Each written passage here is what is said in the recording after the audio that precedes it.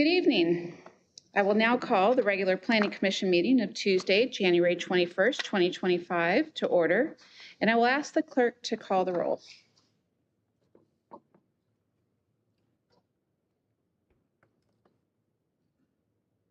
Commissioner Member Klein.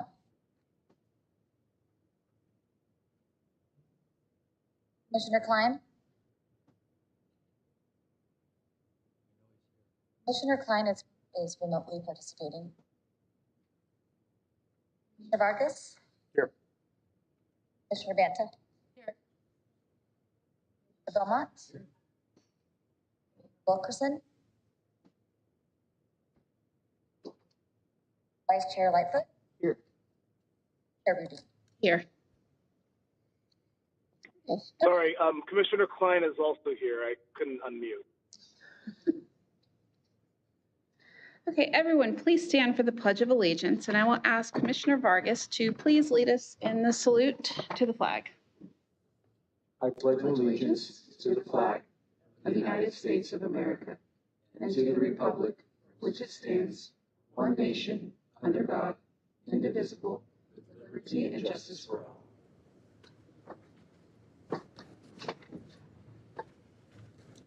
We will now move on with regular business, starting with communications. At this time, I will ask Director Morris if there are any communications or announcements for this evening's meeting. We don't have any supplemental communications. Thank you, Chair Rudine. I just wanted to announce that tonight we're lucky to have Deputy Clerk Sheila Ernst clerking this meeting. And later on, I'll do a more full introduction, but our new executive assistant who will be staffing this meeting going forward, Natakan Aramvet, is at the end, training up on how to help us run a good meeting. So Great. They're both here to help tonight. Great. Well, welcome. Okay, we'll move on to approval of this evening's agenda. Do I have a motion and then a second to approve the agenda? I'll Got it. second. Okay. I got a Commissioner Beaumont made the motion. Commissioner Vargas seconded. Clerk, can you please roll call the vote?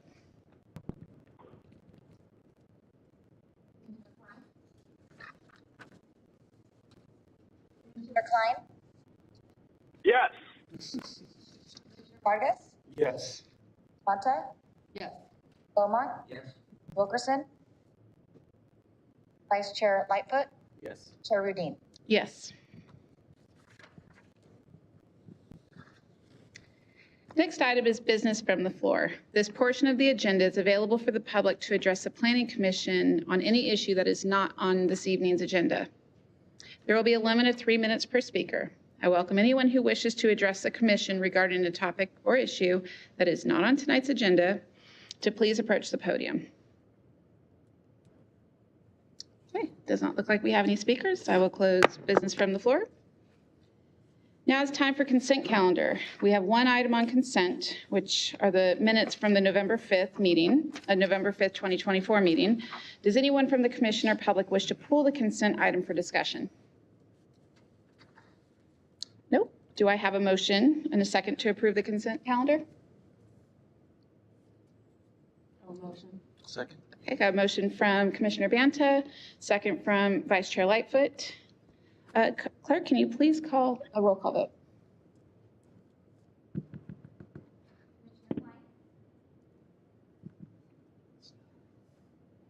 Commissioner Klein. Yes. Yes. Banta. Yes. Beaumont. Yes. Wilkerson. Vice Chair Lightfoot. Yes. Chair Rudine. Yes. Moving right along, we'll move on to our public hearing this evening, which is to receive a presentation on Brown Street, de Flores, if I pronounced that correctly, Park Appeal. We will first hear a presentation by staff, followed by commissioner questions. Then we will open it up for public comment. After that, then we'll bring it back for deliberation. May we please have the staff presentation? Hello, good evening, Chair, Vice Chair, and members of the Planning Commission. My name is Eileen Lee, an Assistant Planner from the Community Development Department, and this evening's meeting will be for the Brown Street or De Colores Park Appeal. The request tonight is to modify the Community Development Director's approval of the Brown Street or De Colores Park to be located on the east side of Brown Street. As part of the development review process, this project required a minor design review and a tree removal permit application to construct a neighborhood park on a vacant 3.4-acre site. Access for the project would be from Brown Street and East Monte Vista Avenue and would be constructed in 2 phases. Phase 1 would include a 2,500 square foot recreation building, 600 square foot stage, picnic areas, sports courts, and 16 parking spaces. Phase 2 would include a 10,000 square foot housing and community services building and 29 additional parking spaces. On October 31st, 2024, the project was approved, and on November 12th, 2024, an appeal was submitted to request that a masonry wall to be constructed along the eastern boundary in Phase 1, not Phase 2 of the project. Located on the screen is a project site plan, which includes Phase 1 to the left along Brown Street, which would show a informal play area, multi-sports court, stage, and recreational building. And to the right, on the eastern boundary, would be Phase 2, which would include the additional parking spaces and the 10,000 square foot housing and community services building. The general plan designates the site as commercial general, and the zoning district for this site is commercial general plan development, or CGPD. To provide some background, the project started in December of 2021 when the city was awarded $6.7 million from the statewide Park Development and Community Revitalization Program for the development of a park on Brown Street. And our Public Works Department had submitted a minor design review application on April 4th, 2024 to the Community Development Department. On September 12th, 2024, the city hosted a virtual neighborhood meeting, and along this time, the City Council also approved an additional $6.7 million in Measure M funds for this project. For October 2024, the Director of Community Development approved the project for De Colores Park. As part of the project development review process, as noted previously, a minor design review and a tree removal permit application was required to determine compliance with Vacaville Municipal Code policies, procedures, and standards. Step 1 included the evaluation of the tree removal permit, which we considered the project design, existing trees, the species of the trees on site, number of trees, and in addition, size, location, and what was proposed for replacement. In staff's evaluation of the project, we evaluated that the arborist report identified that most of the trees on site were in decay or were not of species that were considered high preservation as per our tree ordinance. And with this, the city required, as part of the project approval, replacement trees for the proposed trees for removal. As part of the development review process, step 2 is to evaluate the minor design review request with compliance with the Vacaville Municipal Code. And what that means for us is we confirm compliance with the general plan policies and requirements and our zoning designations for the site, and in conjunction, conduct public outreach for the project. In our staff's evaluation, we confirmed that the project is in compliance with the general plan as it provides a new neighborhood park and includes a public building that will accommodate new community uses and protects from incompatible land uses that are allowed in the commercial general zoning district. In addition, the project is in compliance with zoning requirements such as development standards, including setbacks, building height requirements, and parking standards. For the project, we also conducted and satisfied public outreach and included noticing for the new project notice, the neighborhood meeting, and the Planning Commission public notice for the appeal.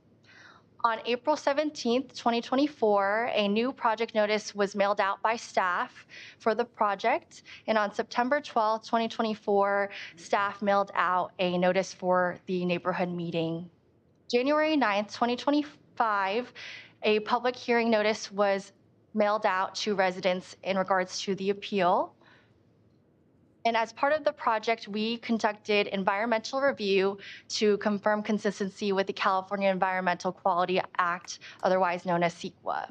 And the city worked with LSA to prepare an environmental document, a initial study, mitigated negative declaration, otherwise known as a ISMND, and issued the document for public review on September 4th, 2024.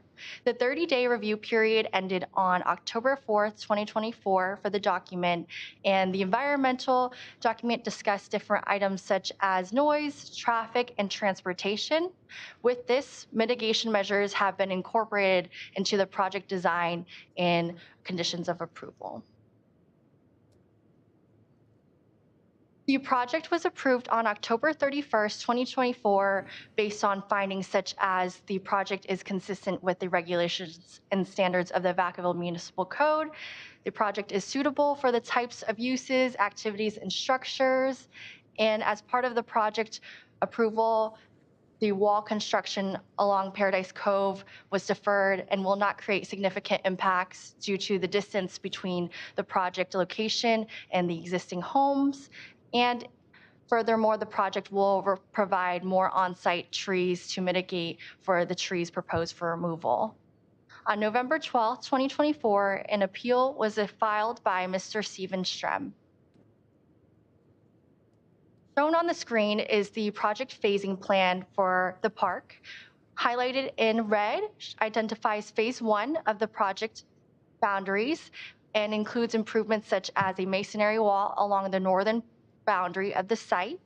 Phase 2 is outlined in blue to the right and includes parking spaces and the construction of a masonry wall along the eastern boundary. As required by the Vacaville Municipal Code, the appeal must identify grounds or reasons, and the Planning Commission is now the new decision maker for the project and appeal. Tonight, there are several options the Planning Commission has, which includes denying the appeal and approving the project, approving the appeal and denying the project, or modify the project based on the appeal grounds. Please note that the Commission's decision can be appealed to or can be appealed to City Council. The appellant states that there are significant noise concerns and requests that the masonry wall along the eastern portion of the site be constructed in phase 1 improvements instead of phase 2. Staff had recognized these comments as we received them during the development review process in the appeal, and staff worked with our Public Works Department to address these concerns. With this, staff worked with Public Works to consider different alternatives. For example, all active uses as part of the project design were oriented away from existing residents and it is located along Brown Street. The project also provides a 70-foot buffer between the park and existing residents. In addition, deferring the sound wall would not result in significant impacts. And to add to this, the project will provide additional chain link fencing with plastic slats for privacy between phase 1 and phase 2 of the site. To conclude, as part of the development review process for the project, all public comments were considered. Staff considered alternatives to be able to address the public comments. The noise activities are oriented away from the residents and along to the street side. There is a 70-foot separation buffer between the park improvements and the eastern boundary of the site. In addition, the funding approved by City Council is limited for this park project, and with this, the masonry wall should be deferred to phase 2. Staff is recommending this evening that by simple motion, the Planning Commission approve the resolution denying the appeal and affirm the Community Development Director's approval of the Brown Street or Dick Loris Park minor design review and tree removal permit application located at the east side of Brown Street, subject to the conditions of approval.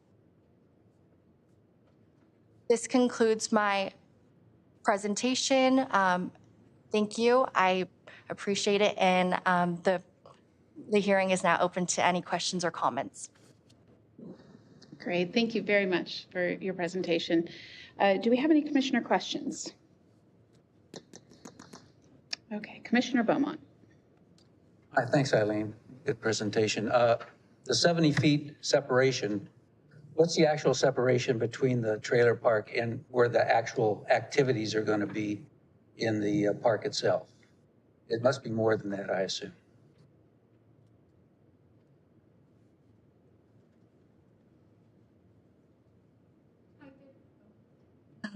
Hi, good evening, Commissioner Beaumont. So the distance measured for 70-foot buffer is the distance along, let's see, the eastern property line and the area located along where the parking or the picnic shelter area is. In addition, there is a larger setback distance between the park and the eastern boundary of the site where the future building for housing community services would be. So in addition to that 70-foot setback, there would be additional room along the southern portion of the site. And you did say the parking lot's in phase 2, so we won't be dealing with cars in the parking lot. Is that right? Yes, that is correct. And my last question is, since the wall's such a factor, can you tell me how much that masonry wall would cost on the east side? That's we're not building in phase 1. Yes, thank you for your question. For this one, we'd like to defer to our Public Works team as they were able to kind of conduct some research on the cost improvements that would be required for the masonry wall along the eastern boundary. Great, thank you.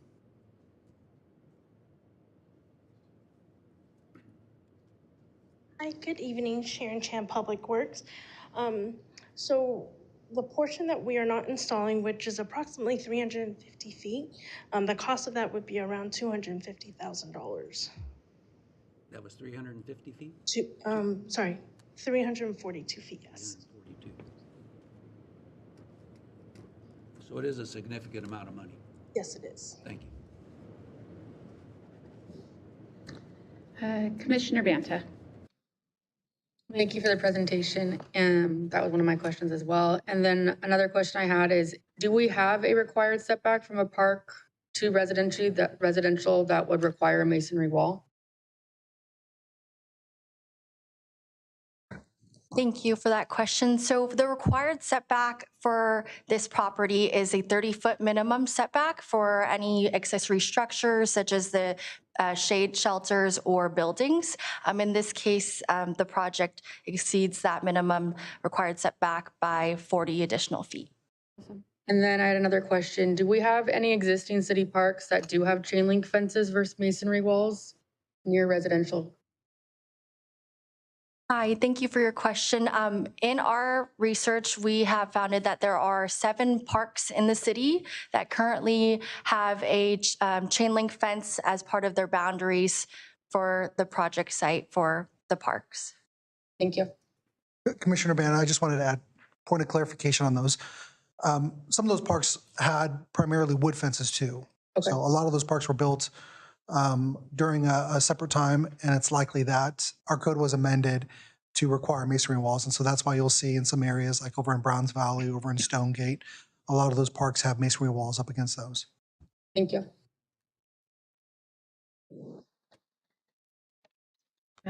Commissioner Light, or Vice Chair Lightfoot. Thank you very much. Can you point to us on the map where the temporary fence is going to be going?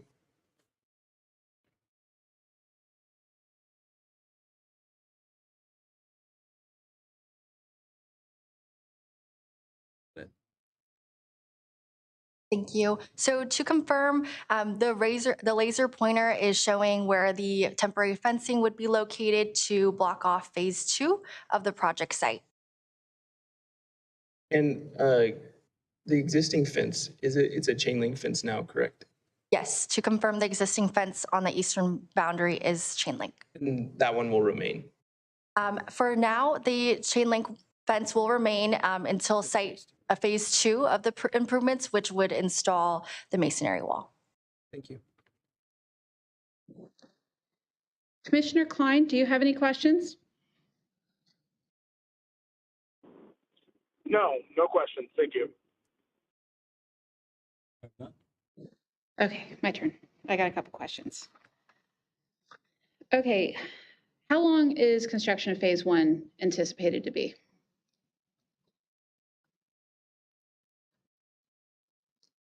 For that question, we'd like to defer to our Public Works team to talk a little bit more about the scope for the phasing of the project. Thank you. Thank you. I'll probably have a couple questions for you. No problem. So phase one is expected to be about a year to year and a half for construction. Okay, then, so with that being said, how long, okay, that's that long. We don't have funding for phase two, correct? Or do we have? I'm going to go ahead and defer to housing.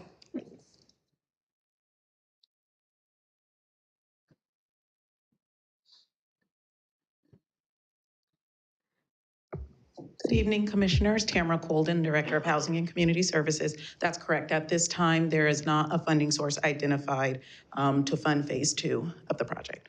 Okay, don't go far. So we have roughly, say, 13.5 million that's been collected between the what was awarded plus the Measure M funds, correct? Correct, plus an additional about $6 million in CDBG funding that is identified for the project. Okay. So the Measure M funding that was awarded by council was actually the remaining gap funding for the full phase one of the project. Right, okay. And so then that is what will get phase one completed then? Correct. Got it. And we are right on budget with that. There's no wiggle room? Not to put you on the spot, I'm so sorry, because I know how budgets go too. So prior to presenting the funding gap at council in summer of 2024, Public Works and Housing did a phenomenal job of trying to find every single penny that we could to value engineer the project to minimize that gap. So there is literally very little wiggle room in the budget. I was at that meeting, and yeah, I just want to kind of get that on public record that, yeah, this is it. Okay, those are my questions for now. So with that being said, I will open it to public comment.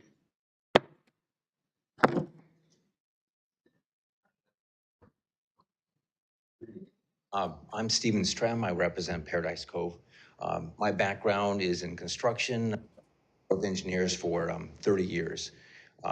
Looking at this site here, one of the first things, looking from a construction point of view, I would put all my construction equipment and temporary housing offices right along that park because I have this whole canvas to work on.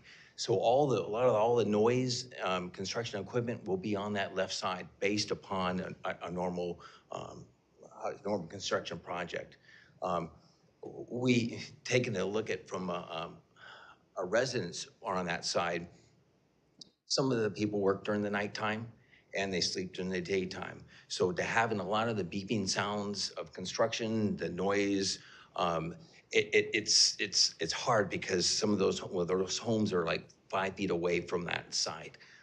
Realizing that the existing fence is a chain link fence that basically sound goes right through it. 70 feet seems like a long distance, but not really when you're having the construction noise. The sound wall, I call it sound wall, a brick wall would cut the sound by 20 to 30 decibels. And to me, that is significant during the construction. One of the things I request if the project could be modified, we are totally in favor of this project. We think it's a great addition to City of Vacaville, especially in the location where it is. I think it's well needed. There is a concern that phase two may not ever exist, and that would always be a fence there because maybe the funding may not come through. It may not come through for years. We don't know. That's a big if. Is there a possibility that the project can be adjusted? Maybe a basketball court or some other landscaping can be moved around to get that extra 350,000 to fund the extra brick wall. It's going to have to be done whether it's done now or later. To me, it seems wise to do it now. Do you have any questions of myself from a representative of our mobile home community? Would it be in public comment? Will it be in public comment? Are we able to ask questions? Are we able to ask questions? Your period when it comes back to the commission, I would say if you. Got it. Hold that thought. That's all. Thank you so very much for your time. Thank you. Do we have any other, any additional public comment? Come on up to the podium. I'm a resident of the park. My big concern is that the mobile home walls are much thinner than regular home walls, and the noise just travels so easily through the walls. It seems odd that the other part of the wall on the housing side is being prioritized over the mobile home wall. And it doesn't make sense why they are getting priority, or that like being prioritized over the people living in the mobile home park. There are more people living in the mobile home park for the space of it, and the walls are thinner. So it seems like it would be more disruptive for the mobile home to have no soundproofing than for the housing to have no soundproofing. So it seems like if that's being prioritized for the housing to be in the first phase, then it should also be prioritized for the mobile homes to be in the first phase. If it's not a priority at all, why put the housing wall above the mobile home park? Great, thank you. We will get your question addressed. Do we have any further questions from the public? Okay, I will close public comment, bring it back. Do we have any, sounds like we do have further questions. Commissioner Vargas. Yeah, I just want to clarify the staff report. It states here that Mr. Steven Strem, who just addressed the commission, is a resident of Paradise Cove. Is that correct? Okay. Do you live on site? Okay. Can you come, questions? You have questions, you can come up. No, that's fine. That's all I wanted. Thank you. Are you good? I'm good. Do we have any, Commissioner Banta? Yeah, thank you for the public comment. Why was the north side prioritized over the eastern side? It's just one question. And then two, do we have limits on construction times, like when construction work can be done and what the time frames of that would be, so that they can know if it end at 8 p.m., 6 p.m.? Thank you, Commissioner Banta, for that question. The prioritization of the wall along the northern boundary was because the improvements of the park would be abutting those existing residents. Because of the gap, as well as the type of activities that were abutting the eastern boundary, that was part of the reason why there wasn't a crucial need for needing a wall. But eventually, as that parking lot is developed, that development occurs directly up against those properties, and there is a reason for that kind of thing. So that's part of the reason why it's prioritized. Your second question? Do we have time limits on when construction can be done? Yes, we do. Those are currently already built into the municipal code. That's 7 a.m. to 10 p.m. right now. I would like to draw attention to the Planning Commission to page 45 on the staff, on the Planning Commission packet.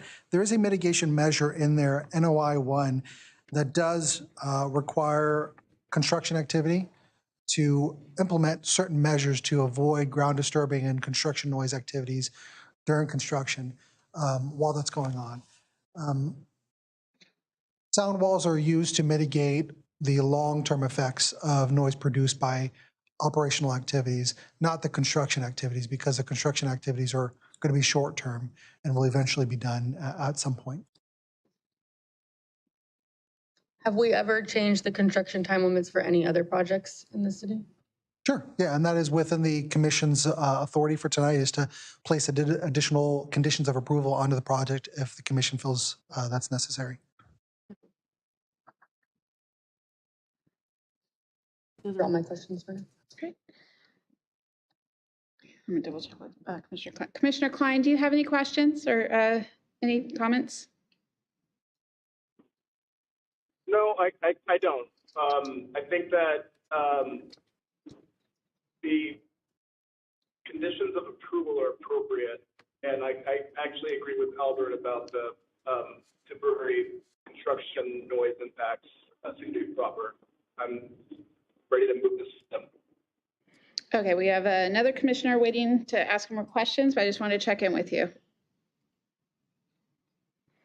Okay, Commissioner Vargas. Yeah, I withdraw my question. Oh, okay. Okay. So all of my questions have been answered. I completely understand and sympathize with being near construction. Our first home was new construction and we bought early in the phase, so it was a long time of construction. However, we have to weigh all sides of this, and there has been a tremendous amount of work that has gone into this park and finding funding for this park. And I understand that it would be ideal to have the wall go in now. I think the city has done what they can for mitigation measures for sound and where construction's going to be. So I am in favor of denying the appeal. And if somebody would like to make a motion, I'll entertain a motion. I'll make a motion. Second. Second. Second. It sounds like it may never. So we have exited the public comment period. If the commission had questions or comments, they are entitled at this point. But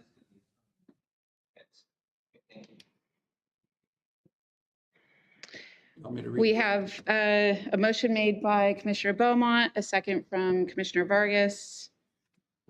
Do we read out the, I'll read the recommendation. do we read out the recommendation? if all are on the same page about the motion is staff recommendation, I presume, but if you'd like to read it, you can, but you don't have to. I don't need to. Okay, well then with that, can we have a roll call vote, please? Commissioner Klein, Yes. Yes. Bonta, Yes. Beaumont, Wilkerson, Vice Chair Lightfoot, Yes. Chair Rudin. Yes.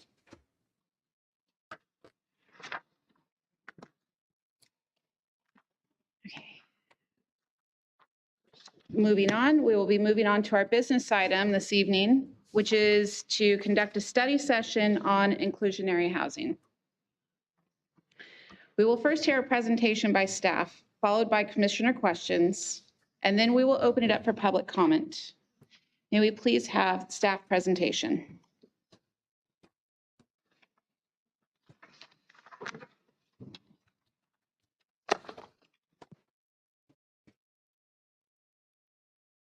And commissioners and all those in attendance. This item is a study session for inclusionary housing. For a brief reminder for those in attendance for previous study sessions and for context for those who have not yet heard of this initiative, the city has numerous policies such as Housing Element Program HE 16 and Housing Strategy 3.4 that recommend the city to consider implementing an inclusionary housing ordinance as a strategy to increase affordable housing in the city of Vacaville. Inclusionary housing is a local zoning ordinance or policy that requires or encourages housing developers to sell or rent a portion of their newly built homes to lower or moderate income households at an affordable rate. To achieve the goals outlined in these city policies related to inclusionary housing, on October 10th, 2023, the City Council authorized a contract with the consulting firm Community Planning Collaborative to conduct a feasibility study, community engagement, and draft an inclusionary housing ordinance for consideration. This project is broken up into two phases, the first being community engagement and the feasibility study. We have completed phase one and are here to gather input from you and the public on findings from the feasibility study and engagement. After this, staff will present another study session to City Council on February 25th to receive guidance on whether to continue the consideration of the inclusionary housing program and proceed with phase 2, which is to develop a draft inclusionary housing ordinance for your review and to conduct further community engagement. I'll now turn it over to Joshua Abrams, who has been one of our consultants from Community Planning Collaborative, for a brief presentation on findings from phase 1.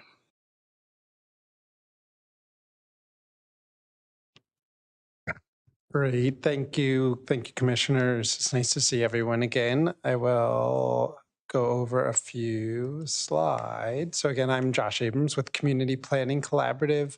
Century Urban was our partner for this work. They're urban economists, so they developed a lot of the numbers. And Goldfarb and Lippman were available probably for phase 2. They're a law firm that can help write the ordinance if that's what we do. So a brief agenda, we're going to talk about do a little more of the background, research and data, talk about the commercial study and recommendations, the residential results and recommendations, and then potential next steps. Again, real quickly, so it started a couple of years, 2 or 3 years ago. City Council approved the Vacaville housing strategy, which included considering inclusionary housing, and we've been moving forward since then. The goal of this part of the project was to look at the pros and cons, really to understand the market, so we would understand what fees and what actions were possible without adversely impacting it. Do a lot of initial outreach, talk both industry and community stakeholders, and then make initial recommendations before coming back to the Planning Commission for recommendations and a council for a go or no-go decision. So that's where we're at. So phase 1, it started by defining what to study. The way these studies work is we look at what development has happened or is likely to happen. I might slip up and call it a prototype. That's kind of the jargon speak, but it just means what's a typical development like. Gather data, do a feasibility analysis, and recommendations, and outreach happen throughout. Okay. Real briefly, what is inclusionary? Developers have to sell or rent a portion of new residential units to lower income households at affordable rates. You can see this map. It's relatively common, though definitely more common in certain areas and basically in the strong market areas. So illustrated there, that a small percentage of the units, of the homes would be affordable. And one thing to keep in mind when you're developing an inclusionary ordinance and when you're thinking about how much, what the requirements can be, there's 2 variables. There's the percent of units that are set aside and the affordability level. And they kind of work almost as a teeter-totter. If we have that affordability level less deep, so it's moderate instead of low or very low, we can have a higher percentage of units that are affordable, and vice versa. If we aim for deeper affordability, the market will only bear a smaller percentage. So in that way, it's kind of a value choice. It's driven by what the market's supplying and what the needs are, but the needs are so high. It's somewhat a value choice where you want to do the balance between units and affordability. So the inclusionary was in the housing strategy. It was also mentioned in the housing element to consider a policy. It's a really effective tool for meeting your housing element goals or your RENA goals, and it's a strategy for addressing fair housing to make sure new housing's in a variety of neighborhoods. To do a quick look, these are the targets for the housing plan or the housing element, and you can see Vacaville does a good job of producing above market rate units. Mostly everywhere does. What's really hard, and this was the same for 2024 production, is to produce these more affordable units. Inclusionary is nice because it uses market forces for the community benefit, so it doesn't require public subsidies. And it's actually one of the strongest tools we have to get more affordable housing.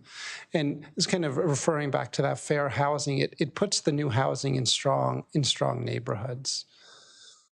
Right now, the city has mostly used city-owned land to develop affordable housing, and they've done a good job. They've developed around 1,000 units, and most of the stakeholders we talked to were pretty happy with how they were managed. There's a mix of rental and for sale units, but I think what's really important to know is recent projects have stalled just because there's not that much land and there's not that much money left. Now, I'm going to try and jump out of order because we got a number of questions, and I think if I can go to slide, does that work? Sometimes, nope. So let me jump. Sometimes if you push the number, it'll jump there, and sometimes it won't. But we're just going to go back, make sure we're all on the same page about what we mean by affordable. So there's a rule of thumb that households can spend 30% of their income on housing. So when we talk about what's affordable, we're often going to refer back to that. And about a third of households are currently spending more than that target amount. And then the other thing to know when we're just talking about affordability is it all goes back to the area median income. So median means if you look at the richest person and the poorest person, or really households, it's this middle person that's the median. So in the county, the median is 113,000, about 113,000. And then what we do when we talk about, the report talked about what percentage of the area median income or AMI. So we all start scaling down from here. So if you looked at 80% of the area median income, that person would make that family of four would make about 100,000. On down to 30%, they'd be making about 37,000. And it's also cut or scaled by the number of people in the bedroom. So it gets kind of complicated to understand. Sometimes it's simpler to just do a couple of examples. Low income is 80% of area median income. You can see for a family of one, it would be about 70,000, or a family of four, it might be 100,000.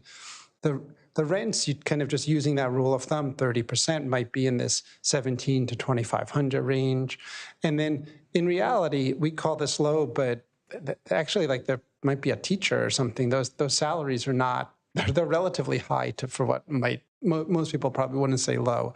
But we like to stick to that same category that everyone else in the state uses because it just makes it a little easier to communicate.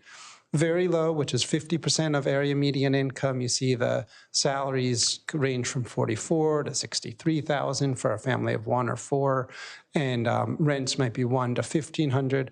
Our recommendations are kind of a little above the very low income category. So you'll see the rents we're suggesting for affordable units are about here, and then extremely low at in the 20 to 30,000 range with pretty low rents. Median rents today, studios might be in the 1,500, one bedrooms 1,900, two bedrooms 2,200. The new rents for new apartments might be higher than that, but that's kind of a place to start. Okay, actually we're going to skip that. Let's go back to the slides. We got a couple of emailed questions, and those answered a lot of them, and it seemed like it was a good place to do it. Okay, so that's inclusionary. Let's just make sure we're all on the same page when we talk about commercial impact fees. Impact fees it's a charge by a local government to help offset the cost or the impact associated with a development. So like if you think about something simple like a new development will cause more use of the road. So an impact fee would look at how much more traffic it would cause and what it would cost to reduce that, to mitigate or reduce or get rid of that impact. So you charge market rate developers money, they pay a fee, it goes into the Affordable Housing Trust Fund, and that's used to build new affordable housing. It's a little more complicated than inclusionary because you have to do what's called a nexus study first. Talk a little about our outreach effort. It's been a pretty extensive outreach effort. So we had a meeting with City Council and Planning Commission. We had a development community group. It was an existing city group, which was great to work with. We met with them in July, and then I always get my month numbers confused. In September. We had a public meeting in November. We went back with our draft recommendations. Early on, it was the meetings with the development group were to make sure we had the right assumptions, we were studying the right thing. Then in December, we went back with our draft recommendations. And then we're here to talk about the with Planning Commission. We had 15 interviews for general stakeholder outreach, including market rate developers and affordable developers, housing services providers, and then also the community meeting. Key themes were generally the assumptions we modeled seemed safe. The rents and the costs seemed actually somewhat conservative, is where we want to be. Advocates were pretty supportive, or very supportive. The general community seemed fairly supportive. Groups like the building industry advocates are somewhat philosophically opposed to inclusionary, so there was opposition there. We heard from a lot of people about the importance of options, and I strongly agree with this. Actually, options really make it easier for developers to meet the requirements. So options were pretty consistently, people were pretty supportive of those consistently. Some comments from the development community about the concerns about cumulative impacts. It's not this one requirement, it's all the city requirements. I think that it's a fair comment. It's taken into account in our studies. And then there were comments about worries about poor management of units and if they would get rented right away. I think Vacaville has a pretty strong track record. There are some areas where the affordable prices are too close to market prices, or there's other problems, and they do have problems. But well, I think then phase 2, assuming we go there, will be to develop good procedures to assure that the units are well managed. So just talk a little about the data analysis. There were stakeholders and industry professional interviews. We looked at the city databases, at pipeline reports and impact fee schedules. There's a number of public and private databases that helped us adjust the market rates and sales prices, and then also any financial reports we could find. It's always helpful to know what the neighbors are doing.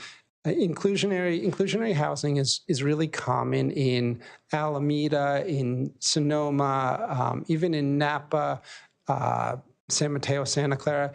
In Solano, it's more like the cities are kind of at the study, consider phase. Some have it, but it's not as common. And that's because the housing prices are just not as high here. For cities that do have it, we chose a selection of cities, not necessarily close by cities, but cities that were somewhat similar in nature, a little further outside the urban core. And you see they often have, some of them have low 6, 3, 6, 10%. A fair number of them are in the 10 or 15% set aside range. Just looking real quickly what happens commercial. Commercial affordable housing impact fees are a lot less common. There's no one in the county that's doing it now, but there are some cities with similar demographics that are, or similar economic trends that are doing it, but it's less common and the fees are much lower. So in really strong market areas, you might see $20 or $30 per square foot. In comparable cities, it would be either, a lot of them have none, and some have small fees. But it's not unheard of to do commercial impact fees for other things. It's relatively uncommon for affordable housing, but it's more common for police, traffic, storm drain. This is just Vacaville, so it's pretty common in cities to have some type of commercial impact fees. I think cities sometimes have to balance their goals about economic development and having jobs versus the desire to help have those developments offset some of the demand they create for new housing. Okay, talk about the feasibility results. We studied 4 typical developments or model developments for commercial: hotel, warehouse, life science, and retail, with a variety of sizes there. And it's not super profitable right now in Vacaville to build commercial developments. The developers are looking for 6.5 to 8, a little over 8% return. Some of these are just at the edge of feasible, some aren't feasible. Development still can happen because sometimes developers just want to do something, even if on paper it says it's not possible. And also the trends change really quickly. So sometimes people will be betting on the trends changing, but it doesn't model super well. It doesn't look, the commercial environment is just not as strong.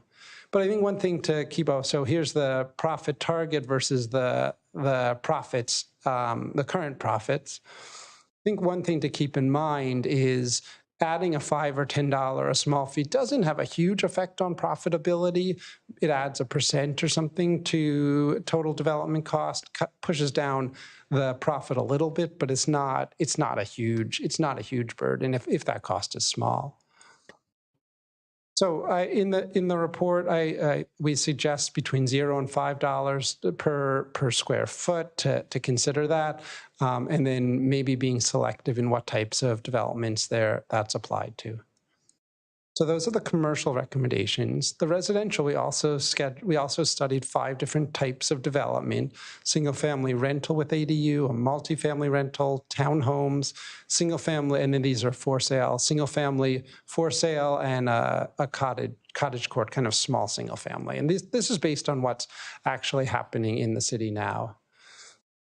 Currently, generally residential is feasible, except for the multifamily one. I'll just do that caveat. It changes, things change quickly, things become affordable and not feasible and not feasible both ways, so everything changes. Not surprisingly, they're a little less feasible with inclusionary. One thing we modeled was what happens if land prices adjust downward. If you remember last time we were here, we talked about how in the great equation of all things, real estate development, the thing that changes the most is land prices respond to how profitable development is. So if development's really profitable, landowners they understand and they'll increase their land prices, and developers will pay more because they can still make a profit. And if development is less profitable, then land prices go down accordingly, developable land prices. And so that's we modeled, you'll see we modeled what happens if there's I might say deflationary pressure, like a pushing down or a decrease in land prices over time as a result of a new inclusionary requirement. And the last thing is, I'll just say it again, I think having really good options is a really good way to structure a policy. So the single family with ADU, this is a rental development. The target yield, what developers are hoping to get, is 7.5%. The model's at 7.9%. With inclusionary, it's still feasible, getting a little close there. And then if you add in that land adjustment, it's pushing it back up again. So that looks good. Multifamily apartments. So this one just doesn't pencil very well. When I say pencil, if you look at the profit, the cost to build, and the rent, that's kind of what I mean by pencil. It's hard to make the go of this right now. You expected a similar profit, and right now the profit would be closer to 6%, so that it doesn't, and because there's not a lot of land here, it actually doesn't help that much to have that decrease in land price. The townhomes, so the ownership ones, they use a different threshold, a different way of talking about profit, so it jumps to 25%. You're not comparing apples to apples. This is a different way of talking about profit. So the target's 25%, they're hitting that. The inclusionary pushes that down below it, and it still is a little under it with the land price adjustment. And then the single family homes, it's a 28% profit now with that same target of 25.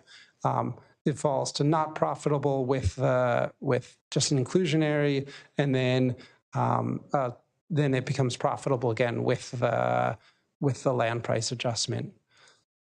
And then the small homes, you can see here, kind of the same thing, drops a little below the feasible level and drops a little above it. I'll say a word now about the options. If you think about particularly going back to these single family homes, they're really large on really large lots. So to require one of those homes to be affordable, there's actually a lot of material costs and labor costs. So one of the options we talk about is, rather than making them do exactly the same for the affordable one, giving developers a little freedom to keep the same number of bedrooms, but have be able to cluster those affordable units. And we don't, it gets to be too much of a hypothetical and too complicated to model it all, but that will help soften this blow as well and push that profit up a little higher. Oop, got too far. Okay, so the market, as we modeled, it seems like it can support a modest requirement. Generally, when a city comes in with a new inclusionary housing requirement, we like to start modest, not to try and get every affordable dollar you can and still have it pencil, but go in with a reasonable number and then come back in a couple of years and see how the market's adjusting, see if there's room to go up or maybe there's room you need to go down. So we're suggesting 10% of the units to be affordable. For rental, about 60% of AMI. So that you can see the rents there in the $1,300 or $1,500 for a 1 or 2 bedroom. And the ownership units, a little higher, a higher rate, which is pretty typical. So maybe $330 or something for a 3-bedroom unit. And then look again after 3 years and see where things are at. So it's required by law to have options. California law requires you give developers an alternative to actually building those units. And it's also easier on developers. The most common option is to do in lieu fees. So that's just a $1 payment to get out of actually building the units. And then what that does is lets the city collect that money and pool it with state and federal money and usually build multiple units. So the pros of in lieu fees is you can leverage outside money. There's fewer partners to deal with, which is sometimes nice. It's sometimes hard if there's a couple units here and a couple units there. And then it also gives you a little more flexibility. Right now, if you're getting 10% of whatever the market's providing, that's what you're getting, what the market's providing. If you have in lieu fees, you can target senior housing, or you can just make some choices about what's most important. Cons are, it's a little slower. You don't get that money right away, and then you have to pool it and give it out. Sometimes hard to find land, and if you're not careful, sometimes the developments end up not in strong neighborhoods. Those can be addressed, but those are things to watch out for. So 3 options we want to focus in on. And then I'll say for the in lieu fee, we usually do that at the back end. So we figure out what the requirement is or is likely to be, and then we figure out whether or not the city wants to collect a lot of fees or mostly units or some mix, and then we'll price the fee, the in lieu fee, based on that. So it kind of comes out the back end. So anyway, 3 options to consider: in lieu fees, letting developers build affordable units clustered on site or adjacent. So that's that idea that rather than making them build a 3,000 square foot affordable unit, they can cluster it and they can just keep the bedroom count, but have a smaller overall size, with guidelines to ensure that that's high quality, durable construction. And then a 3rd option is allowing developers to build off-site with regulation to ensure that there's not over concentration in any one neighborhood. A couple of things that would be helpful to get direction on if the city is interested, if the recommendation is to consider the commercial linkage fee, and if so, what levels, to consider the inclusionary program. If so, do the requirements seem they're in the right ballpark? Are the rents and prices well targeted?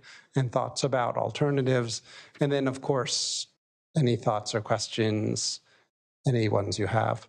Process and next steps. So we go to City Council next month, and then depending on their direction, we'll come back with a draft. We'll iron out. We'll do some more analysis, some more outreach, and come back with some even more specific recommendations and an ordinance. That's the presentation. Great, thank you very much. I'm going to bring this back to the commission. I'm going to start with Commissioner Klein. Do you have any questions? Yes, thank you very much for the presentation. And this is a long time coming. I'm just curious about what case studies you evaluated from comparable communities that are around the same size and demographic diversity as Vacaville. What were the experiences in some of our sister communities? So the trend has been to do over maybe the last decade or two to add inclusionary requirements. During the Great Recession, the trend was to reduce, to maybe to stop adding them or to reduce the requirements. Not too many places removed them.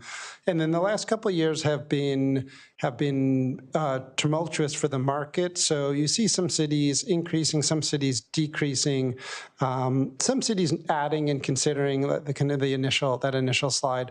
So I would say it's mostly the strong market cities, the ones where prices are higher. Most of them already have it, and now it's spreading outward as prices everywhere go up, as more cities are considering and adopting inclusionary. I guess, more specifically, what communities would you peg Vacaville to be similar to in terms of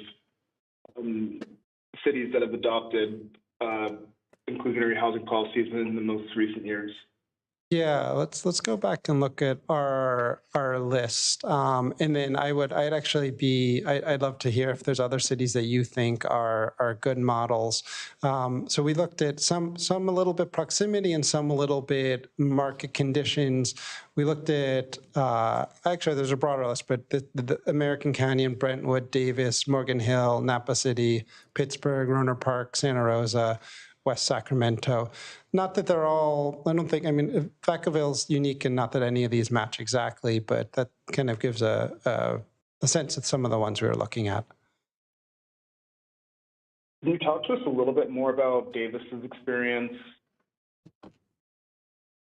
We'd have to look a little more deeply. Davis has had inclusionary for a long time, I'm pretty sure, but I don't, and you can see, I think I would have to go back and look at my notes, which I could do. I could probably easiest to send a follow-up email. I forget why, if it's areas that rezoned, there's a variety of reasons that cities have these higher requirements, up to 25%. Often it's areas that are rezoned, because when you rezone, you increase land value a lot.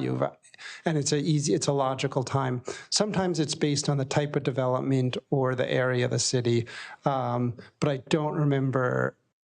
Really, I have it on my computer and I can send it after the meeting, but I don't remember Davis in particular what the circumstance was. Sure, I'm just curious about the in lieu fee model versus other models, and what are the sort of success factors? So how do we know if we're succeeding under either model?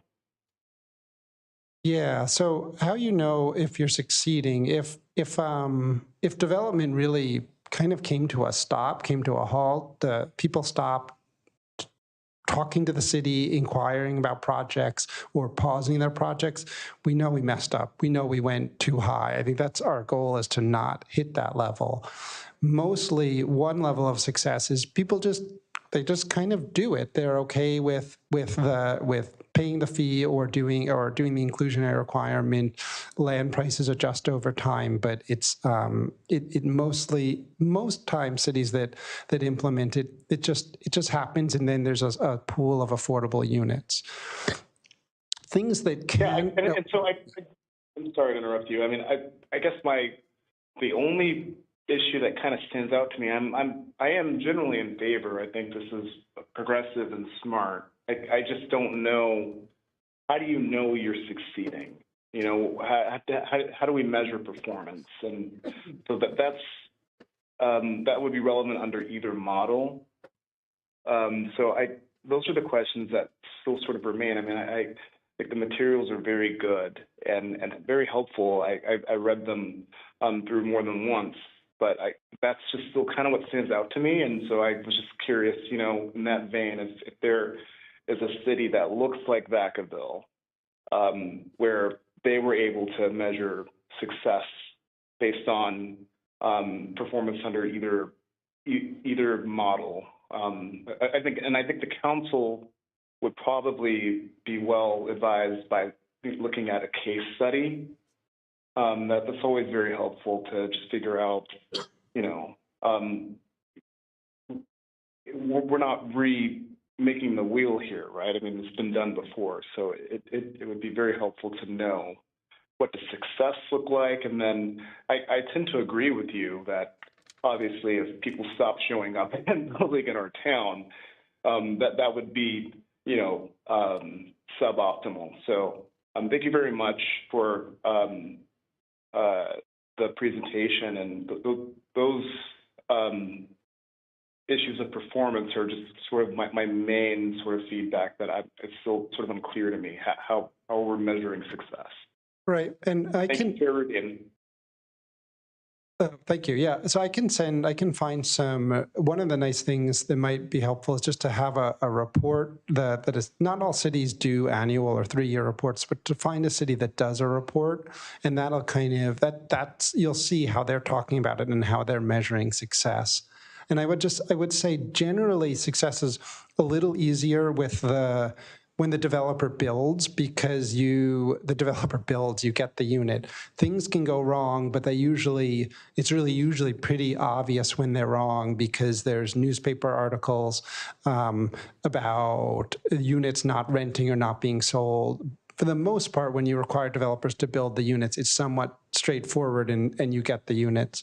The in lieu fees, where it's where there's more things that you can go wrong, where it can be really hard to get those units, that money spent and out the door. So I think that's where, just the fact that Vacaville has a big history of getting units built makes me more comfortable with the in lieu fees, that they're used to collecting that money, they're used to spending it, and they're used to managing those units. Yeah. Well, and that's why I, not to go below, but I mean that's why I think that performance measurement metrics are kind of important, because I think that Vacaville is a really phenomenal place to live, and so it's a good place to build. And I think that either, I think if you only build even one type of housing in Vacaville, it would do well. And I'm not advocating for that, but I'm just curious in terms of getting a rich diversity of housing modalities, and being able to have some segment of that be affordable is obviously what might be our standard of success, but I'm just less sure about how do we know that we're performing well. And I think that what we ought to be really focused on is performance. And I'm not advocating for performance-based modeling per se, but I do think that we want to know that we are sort of achieving our goals. I mean, I guess one metric might be that we're hitting our RHNA numbers, right? But I don't know. Is that the sole metric? Because if you're looking at the missing middle, as it's called, that might not, that's not really always captured in your RHNA numbers. So I'm just sort of grappling with that point. Right, and the challenge with RHNA numbers too is the city doesn't really affect macroeconomic trends. So if development just becomes really hard to do everywhere, and there's not a lot of construction, there's no way the city can meet their RHNA numbers. Though I do think that general thing you're hinting at, units produced, is probably one good indication. I think also there's some others. I think we can come up with some performance indicators, like the length of time for the unit before a unit is sold or rented, to make sure that there is a really strong demand. To the I had another. We can definitely come up with a number of performance indicators to make sure the program is working as intended. Yeah, I think performance indicators and also different types of housing, to the extent, you're able to buy your first home, and we're able to measure that against, how did we do 10 years ago? Because in many ways, that's the American dream, that you're able to purchase your first house and, lay roots in this community. It's fine to have a different modality be for rentals, but ultimately I want for everyone to be able to buy a home, who wants to buy a home. And it should be at multiple price points. But we don't want to just build one type of housing. And I would also say that the consideration for Travis Air Force Base being adjacent to Vacaville might be what makes Vacaville unique versus, a community like Davis. But I guess, just to be a little more specific, it would be interesting to know how Vacaville is doing if we were to put this program into effect. How does Vacaville do at creating first-time home ownership opportunities versus other communities? And that would be, I think, a really good metric of success. And that would also build our community up because, you obviously have more people that are relocating to Vacaville, laying roots. I think homeownership is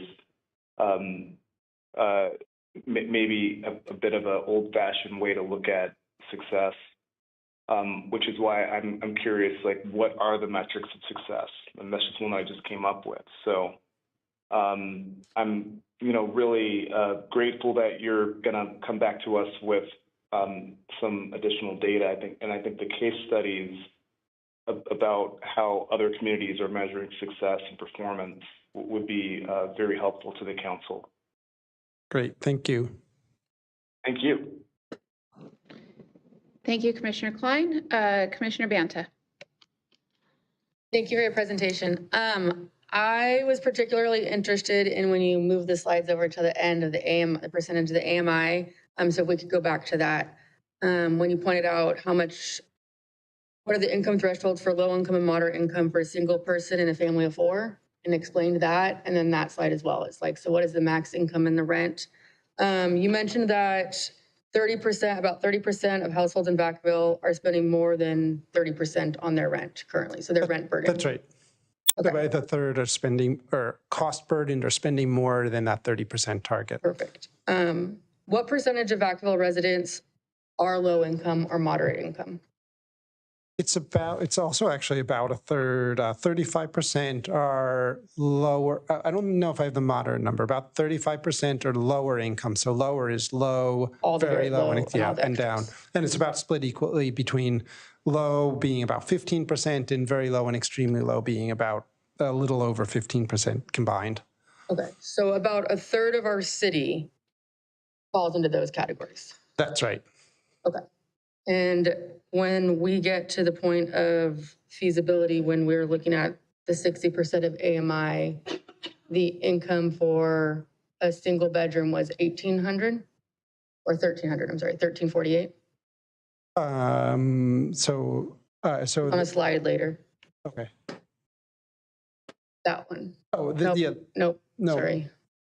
There's another slide where you talked about what we would potentially recommend. In terms of what the proposals, what the incomes would be, I think that's going to be up around slide 14. Let me.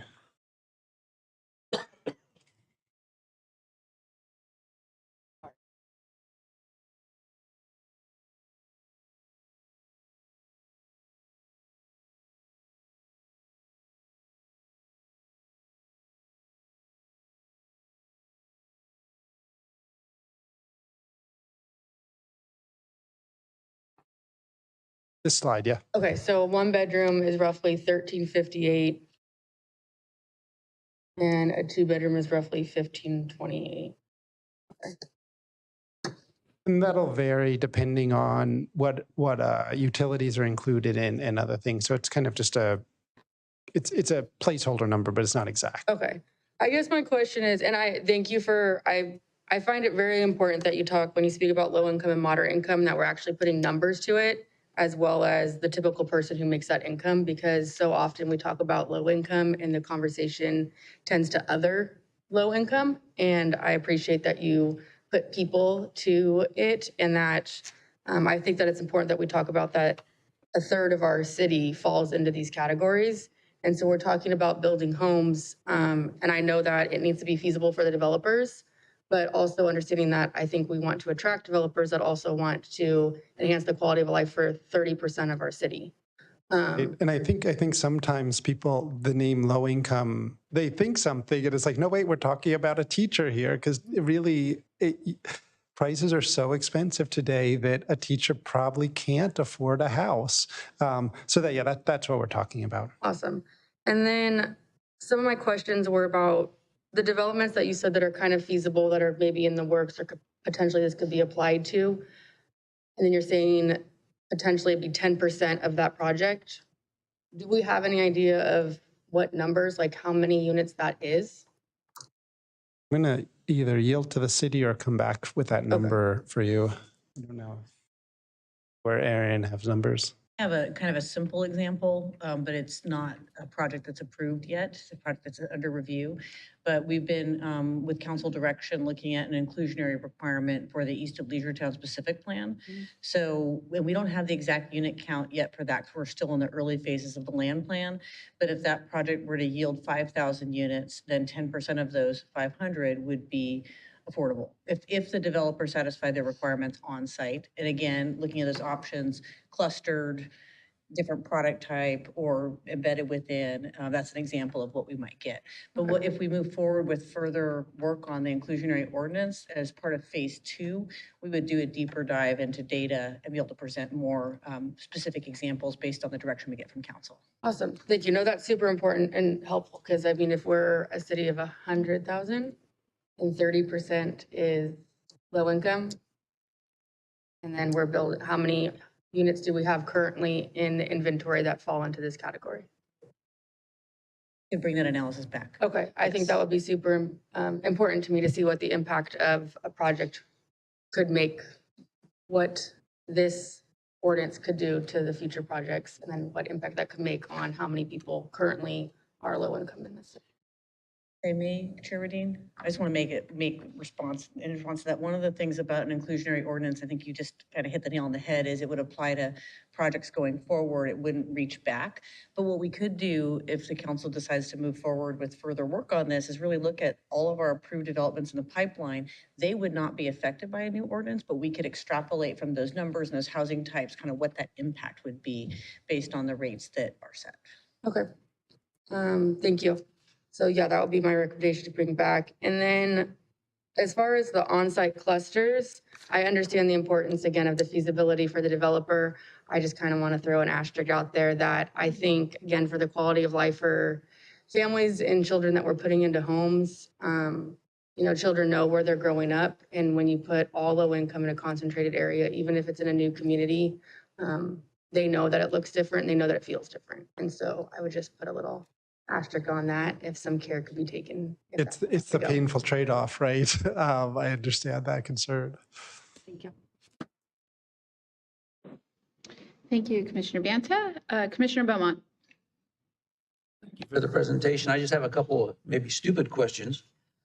This isn't a legal California requirement, right?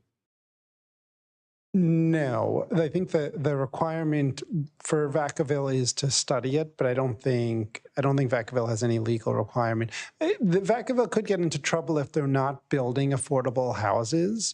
There could be some legal consequences with that, but inclusionary is optional. So this would end up being required by the city for builders to include? Yes, either include or potentially pay the in lieu fee. Okay, and housing with ADUs would be considered inclusionary? I think we would treat usually cities don't let developers just build an ADU and call that their affordable requirement.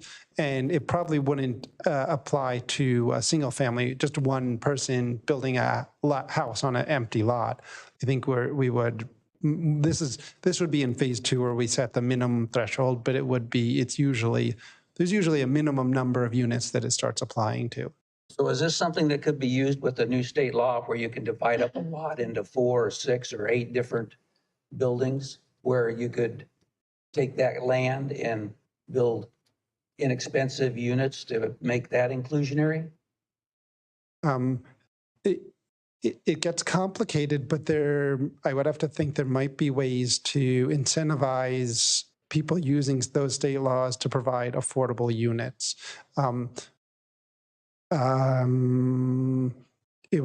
Usually those state laws don't let you have a rule that just applies for those state laws. So it would have to be a rule that applies to all city developments of comparable size.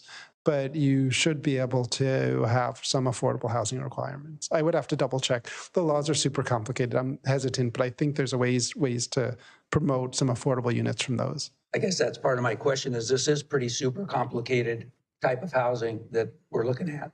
And I think you need a little bit of expertise in order to really give you some good input.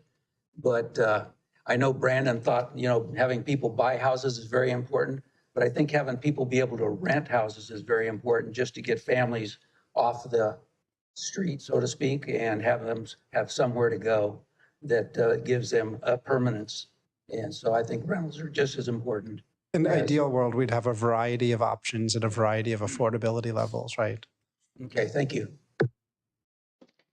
Yeah, I mean, if I may just clarify, I'm not saying that buying houses is the most important thing. I think what I'm grappling with is how do we measure success? So if we're measuring performance based on homeownership, I just threw that out there as an idea, but I'm not endorsing that. What I'm saying is how do we measure performance, Doug? Well, I think performance is if inclusionary housing gets included and it gets built and it gets people in there, at a certain percent. And that's success. I don't care whether it's buying or renting. It's a success when it is included and it becomes successful by actually. Right, Doug, I don't care what it is. I'm just, I'm not an expert in this area. I just threw that out there as an idea. I don't know how do you measure performance. And I don't think that renting or buying or whatever, I think, we all agree that getting people into housing is important. And I think that Commissioner Vanta's point is of utmost importance that, if you're in a neighborhood where there's a concentrated block of affordable housing, I think that we're probably not succeeding because those children know that they're in a neighborhood that is basically you're in the projects. So I'm not endorsing any kind of a model. What I'm asking for is how do we know that we're succeeding? And are there case studies out there that show that this is a measure of performance? I guess I'm kind of dumb, but I think success is very simple. If you're building it and it's being occupied at the way it was supposed to be occupied, that's success. I don't see where it's. Well, Doug, I mean, I'm asking the consultant, how have other areas measured performance? I mean, that might be your indicator of performance. I don't know. How do you know that you're performing? Sounds like you have an idea. I just threw out there that is home ownership of different modalities a way of measuring success. How do you know that you're performing? When will you know that you've succeeded?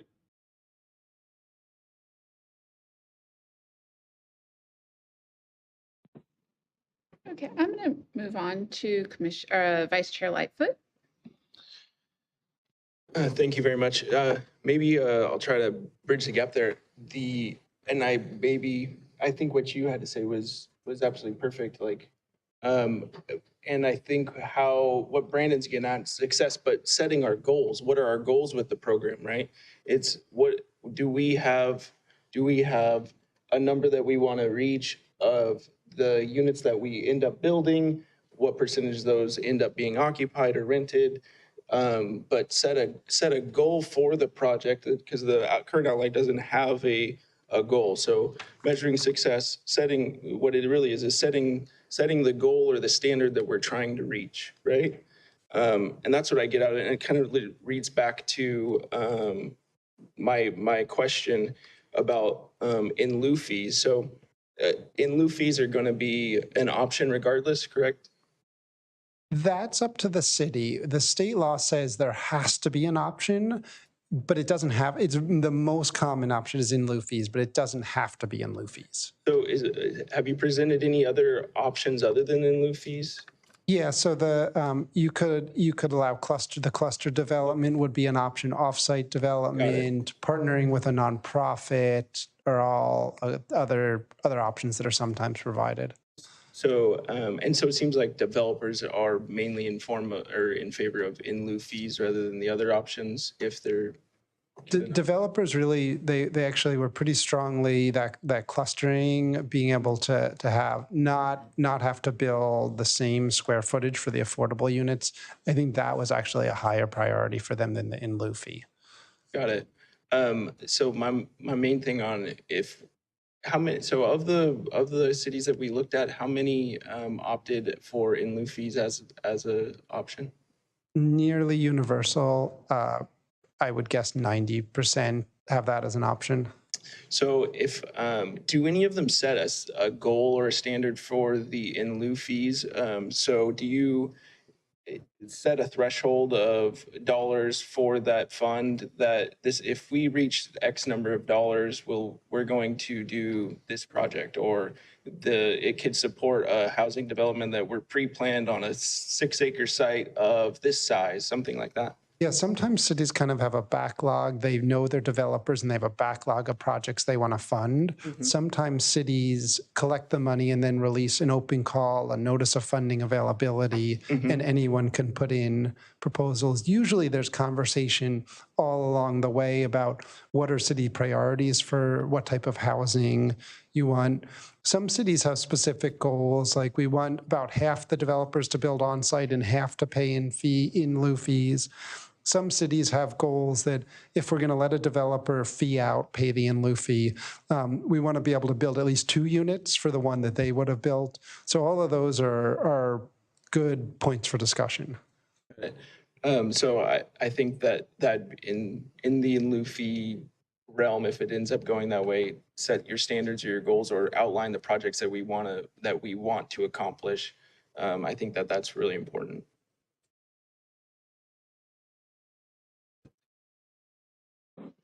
Okay, thank you, Vice Chair. Commissioner Banta? Thank you. I had a couple more questions. In the in lieu fees, are there any current projects that if we had this, that would be able to fund and help gap the funding?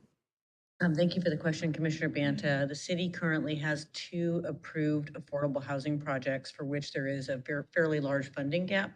And that would be the Oak Grove Apartments and also the Allison Apartments. Both are approved projects. Both are, so they have entitlements. In theory, they're ready to go into building permit, but there are pretty significant funding gaps for both of those projects. And how many units do both of those projects? Allison is 135. And I may need my staff to remind me how many Oak Grove is. I think it's in the 50s, but I don't remember the exact number. 60. 60 is the answer. Thank you. Roughly 200 units? Yes. Okay. And again, just maybe this is something you could bring back, what the proposed in lieu fees potentially could be. Would that be enough to fund that gap? Josh, may you jump in with more information on this one? But one of the issues with in lieu fees is that they're collected very slowly over time. Okay. So, and I have my experience from the city of Napa and the city of Santa Rosa to draw on. It takes a number of years to get sufficient funding because you're getting little bits here and little bits there to really cobble together the funding for like a big project like the Allison Apartments or the Oak Grove. But on the other hand, I'm hearing from the commission, from Commissioner Lightfoot and others, that that's something we can look at is like, what are we trying to accomplish and how do the fees relate to what we're trying to accomplish? Okay. And then there was the option of off-site building.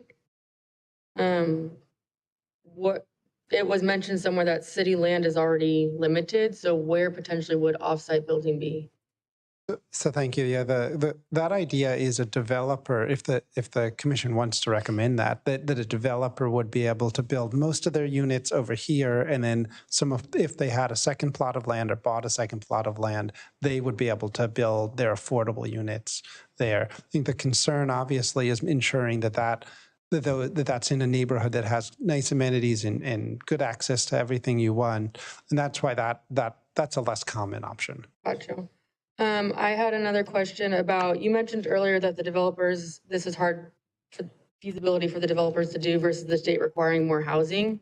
At what point do we see that we're getting to a point where the state is starting to require housing being built and the city's going to be kind of stuck with their hands tied?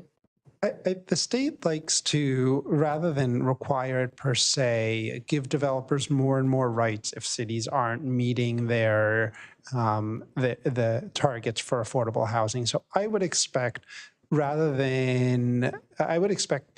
things like developers can build more than your zoning allows. You're not allowed to say no to housing projects if you're not meeting your targets. I wouldn't expect exactly for it gets hard for the state to micromanage everything. So I'd expect that's been the trend. And that's what I would expect the state to keep doing. Potentially it would get harder for us to say no to a development plan because it would be required. The developer would have more rights, is what you're saying. That's right. Or they could build more dense than you would want because they have more rights under a state law. And that would not have anything to do with the income levels that they're renting or selling them units at. Sometimes some of the state's laws say developers can build more than the local rules allow if they provide affordable units. So it could end up, the affordable units could come through the state law or the local law. There's a lot of paths. Okay. And do you see that potentially with any of current things happening, becoming faster from the state? I know it's Every year, the state passes more laws that take away local control statewide. I think the other area that the issue shows up in is when, as a city, we're the city of Vacaville, when we're competing for limited funds, we're competing with other agencies that are near transit or have other kind of perks. So it's a very competitive funding environment. And every year, it seems like the state takes away more and more local control to try to facilitate housing production. I just don't think it's specific to Vacaville. I mean, if we were total non-performers in producing housing, and if we had our council denying housing projects for no justifiable reason, I think we're definitely on Sacramento's watch list, and then we start to feel some action from there. But I think it's more about this statewide approach that our consultant's describing versus more. But it sounds like the state is encouraging us to promote projects, promote building, and promote inclusionary housing building for everyone. Okay. I did have another question about the commercial linkage fees. There was a slide that I liked that you had. I think it talked about the different impacts of each one and what it was all that, yeah, and what it would create. And then you tied it into each one of those, the 10%, like what that would do to the different type of housing too. I guess my question with that is I would recommend the commercial linkage fees. Again, I think that if the city of Vacaville is trying to promote quality of life and inclusionary housing, why would we not want to attract more businesses that also want to promote quality of life? So that would be my recommendation. I think that if we're going to be building companies that are coming in and they're paying lower wage jobs, which was mentioned in the staff report, yet we're not building lower wage housing, all that's going to do is create an inflow into homelessness, and then it becomes even harder to get people out and into the affordable housing. So I know it doesn't profit a little bit. It's not as feasible, but if it's the tiniest bit feasible, I don't see why we wouldn't at least modestly start that process. Other than that, those are my comments. Dr. Morris, I know this isn't like normal, but you said something that just spurred my attention. So with the in lieu fees and your personal experience, why does it take so long? Is it written into the development agreement that way? Because I mean, it sounds great. Oh, just add in lieu fees, just do that instead. It sounds easy, quick, they'll pay them right away. But no. And why? If the city establishes an inclusionary housing ordinance, it does not apply to projects that already have entitlements. And so our housing pipeline, we have a lot of units in the housing pipeline. As those go into production, hopefully, they're not required to pay an in lieu fee or do on-site inclusionary, they can build. So really putting the ordinance into place After that point, then new development projects are subject to it. But as this commission knows, I think from some of our experience with housing, it can take many years for an approved project to go into construction. So it is a kind of, it's slow to get a new program up and running. And I would almost predict that after the first 3 years of it, we still would have approved projects with the requirement and not a lot of it constructed. And so that's why that fund grows really slowly, at least at the beginning. I just, one more thing on that, Napa's experience, I worked there for just 4 years during kind of a housing boom for hotels in particular. That commercial, the commercial fee there was very helpful with the hotels that were coming forward at $6 a square foot. In Vacaville, the work that Josh's firm and the other firm did, right now we just don't really have strong market conditions for non-residential. And so that's part of why staff is not recommending, we want feedback, we're definitely interested in your feedback and the council's feedback. We're not recommending anything that would discourage a company from investing in Vacaville because we're so hopeful that we're going to see some new non-residential development in the next, 3 to 5 years. It's really going to make a difference to the city's bottom line. And I heard your point loud and clear, Commissioner Vento, and I understand where you're coming from. But that's part of why the commercial impact fee is not recommended at this time by staff. Okay, good. That makes, I just think that's a very important point, though, going back to the in lieu fees, that the amount that would essentially be grandfathered in because they're in the pipeline, we wouldn't see those funds. And so I just think that's an important point. Okay, so we're still on questions. I'm going to go to Vice Chair Lightfoot. So just one kind of comment. The in this slide about feasibility on multifamily. So I think it's interesting that multifamily buildability is impacted the most in our effort to make affordable housing, which is our most affordable type of building, right? So how's that play in, and is that smart to do? Like can we exclude a certain like high density housing or something like that? You definitely can exclude. You can apply it differently to different development types. It starts to get a little more complicated to administer, and there's more places where there's fights about what's what. But you do see some cities that have different standards for different types of development. I don't think it's actually that multifamily are more impacted. I think they're actually probably less impacted by the inclusionary requirement. I think in reality, they're not profitable now. I mean, so we can see this one goes from 7.5 to just under 6. So they are, this goes from 6.1% as without to 5.9%, so a 0.2% decrease. This one's a slightly larger 0.3 increase. Oops, go the other way. Oh, well, now we're in a different, we're not measuring for ownership, but that's a 20%. So that, I actually think it's not that they're more impacted. They're probably a little bit less impacted. It's just, it's hard to make a go of that development type right now. Got it. And you're right. And that's, I'm on the same page with you. So it's our least profitable, one of our least profitable housing models now. And and we're affecting it even further, right? That's right. So can you, and also while we're here too, I had this question, but it just jogged my memory. Can you explain to me the meaning of the profit after land price adjustment again? So that's kind of wondering, that's a modeling what would happen if land prices dropped by 10%. How would that affect the profitability? And so that's assuming a 10% adjustment. Right, which is not a prediction. It's just like one data point. Yeah. Got it. Okay. Thank you. Great, thank you, everybody. I'm going to move this on to receiving public comment. Do we have any public comment? Come on down. Good evening, Chair Rodine and members of the commission. My name is Todd Chambers. I work with the Lewis Group of Companies as planned communities.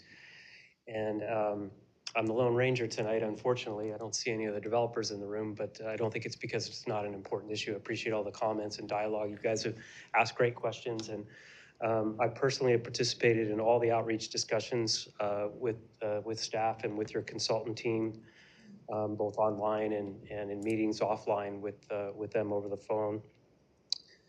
I thought that I was looking at the staff report, and in the first table, it talks about the number of housing units that are part of the RENA and the above moderate number. And you mentioned a few projects, but I'd just like to draw your attention to, in addition to the Allison Apartments, 135 units, I guess that's not fully funded, but the Oak Grove Apartments, there's also the Victory Gardens by the Mutual Housing, that's 224 units that's, I believe, underway or going to be underway. And Harmony Village is Habitat for Humanity's 20 duet units. So you do have some activity underway in the affordable housing side of the equation, which I think is a good thing for the city.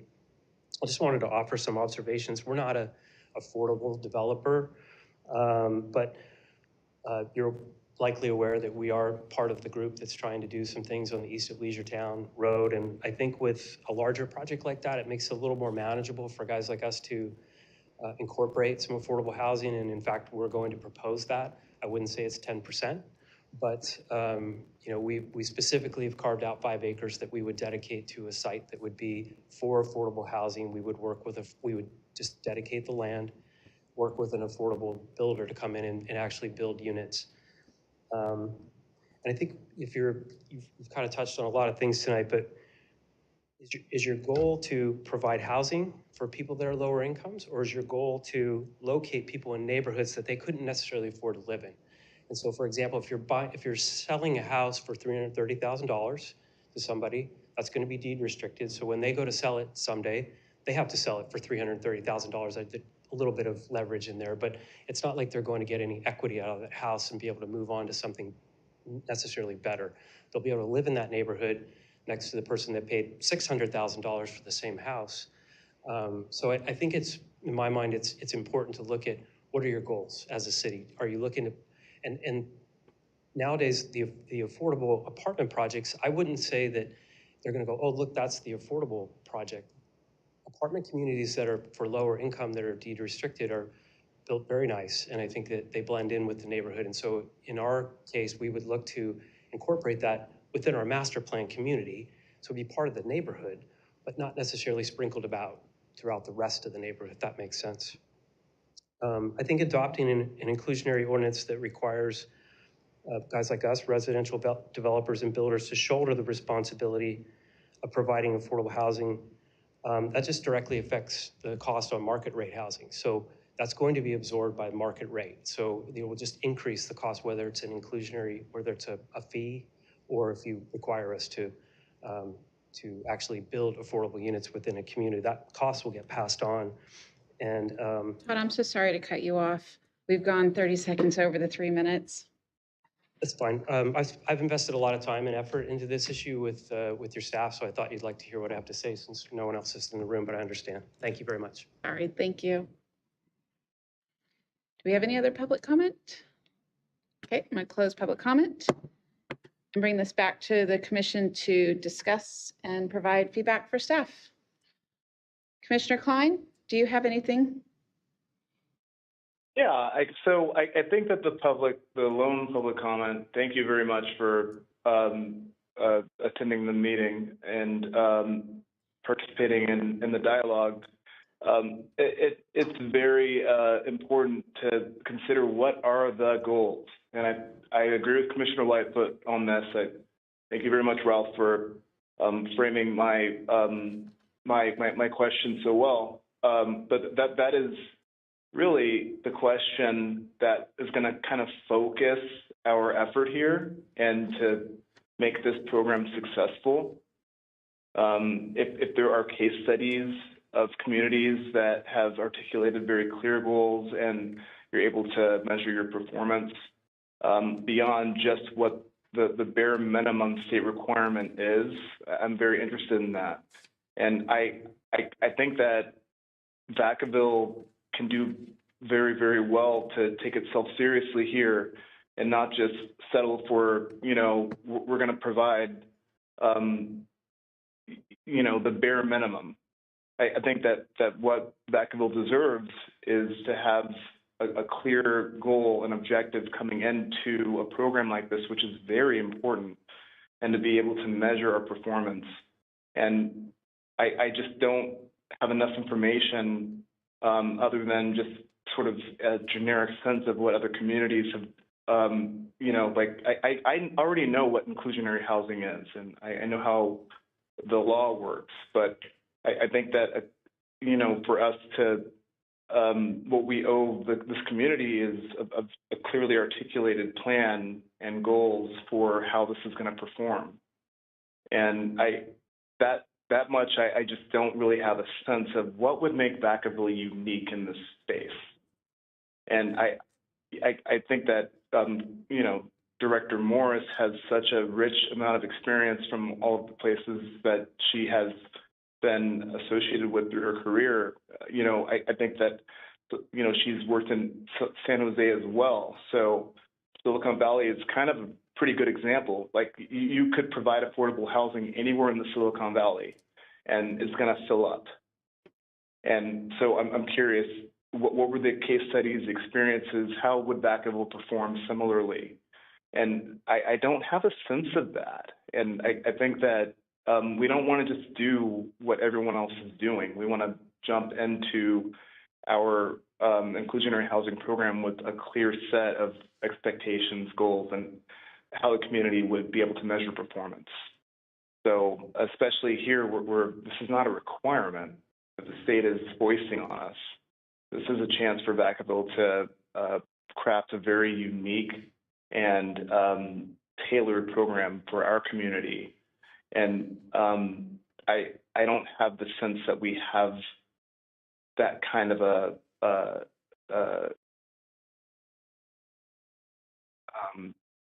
we don't have that program in mind yet. So I'd like to see that. And to the extent that we're kind of late to this inclusionary housing as a way to get people off the streets, I mean, absolutely, we are kind of late to it. And we need to get people off the streets. But we don't want to just do it in a way that is going to sort of encourage sprawl. And that's sprawl is my concern, and I'd like to see something that's focused on our goals for making Vacaville unique and to make this community desirable. That's my main concern is as the public comment came in about what our goals are. I absolutely agree with that, and I'm glad that Commissioner Lightfoot brought that up, or Vice Chair Lightfoot, brought that up. And I'm mindful of Commissioner Banta's comments about not putting all of the affordable housing in one location. I'd like it to be beautiful. And so if at the end of the day, like having grown up in housing that was not, like our goal was always to be able to buy a house. We could never buy a house when I was growing up. So for me, I'm just looking at it from my experience growing up without means. A lot of people who are renting want to buy, but they're not able to. So for me, that would be a mark of a performance indicator. Maybe not for everyone. It sounds like maybe that's not Commissioner Beaumont's goal. But I'm curious, what are, based on the case studies, how do you set goals and measure performance? That's the one thing that I don't have a sense of. I'm 100% in favor of inclusionary housing, and I'd like to see us move forward, as quickly as possible, but I don't want to just jump into inclusionary housing for the sake of doing so. So those are my comments. Thank you very much. Appreciate it. Chair Rudin. Thank you, Commissioner Klein. Commissioner Banta. Thank you. I appreciate the public comment as well as your comments about what are our goals. And I would like to learn more about the housing deed restrictions for ownership, for how this affects home ownership and how it then affects market rate value. But I respectfully disagree with Commissioner Klein. I think that our goal is we want to get people housed with Commissioner Beaumont, and that even the 60% AMI, I feel like is really high. $1,300. Most people that are very low income make $944. That's their SSDI check, and that does not cover rent in this town. And then they're left on the streets with their $940 check. And I think the fact that we have 30% of our city rent cost burdened, to propose that 60% AMI is affordable is offensive, kind of. I think that's just going to create more rent cost burdened. I don't know what the solution is, but and maybe it's just a step in the right direction, and maybe that is the solution. But I do fear that we're still rent cost burdened. But I do think that our goal should be trying to get people housed and trying to build more housing and more affordable housing, whether that be rental or homeownership, because it's both a step in the right direction. Thank you, Commissioner Banta. Vice Chair Lightfoot. I think I forgot what I was going to say. No, you're good. Everything was good. I'm sure I'll think. Oh, so I do remember. Okay, so last time you were here, we went over this. Something that was brought up, I think, by myself and another commissioner was the studying a down payment assistance program. If we put any more thought into that through either funding it through the fee model or anything like that? I can take that one, Commissioner or Vice Chair. I'm sorry for the demotion, Vice Chair Lightfoot. That would be something we could look at further if the council decides to move forward. The work we've done so far has really been focused on feasibility and initial recommendations based on feasibility. But if the council gives us direction, and again, they'll also be apprised of the commissioner's comments and your various feedback to this, then that's something we would look at further. So I guess the next steps for the project, you're going to speak to council next, what's that date? February 25th. Okay, so is your intent to take some of, I mean, we've had a big discussion here tonight. Is your intent to take some of our comments and include them into that presentation, or do you have a list of what it is like we might highlight on what this was, or how can we make sure that the discussion this evening is relayed? We, as you all know, we do action minutes of these meetings, but for a project like this, because we had a study session, staff will be working with a consultant to summarize the themes from the commission and make sure we are capturing the comments that came out of this meeting. We'll probably provide some responses in the staff report to some of the comments that came up, because it's helpful to be able to give the council, here's what was said, and since the meeting, here's the work we did, and it kind of documents the input that you gave us and what it means to the project. But ultimately, we will be summarizing comments from the commission. We will be sharing those with the council. We also know these meetings are recorded, and some of them actually watch the study sessions too. Another method to understand the flavor. Yeah, I hope it's relayed. I mean, this was good. Thank you. Thank you, Vice Chair. Commissioner Vargas. No, I just want to say thank you very much for your return and for the excellent information. It's very insightful, educational for me. And Mr. Chambers, thank you for your comments, and I appreciate you being here. For the sake of not sounding redundant, I'm gonna stop with that comment there. So appreciate it. Okay. Chair Rudin, can I just add one other point? Yes. I don't know if I'm interrupting someone. No, go for it. Okay, so I don't think I disagree with any comments that have been made tonight. The one thing that I would add is that it sounds like we need a short-term or like a near-term focus and a longer-term focus. And just for example, if you're in Section 8 housing, your ability to be in Section 8 housing is entirely contingent on how many people are in your household and what your income level is.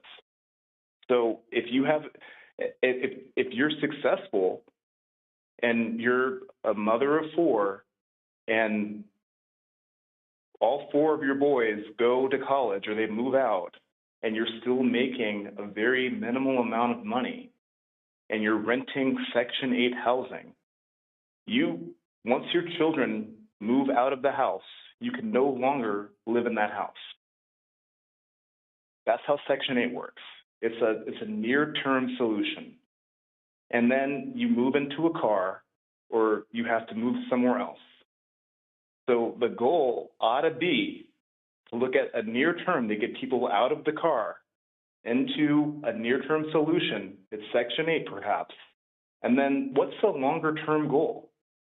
The longer term, it has to be a sustainable model. And so that's what I think that rental options are a non-sustainable model because you're enriching someone else. If you ask people who are renting a house, who are Section 8 renters, like my family used to be, you want to buy a house.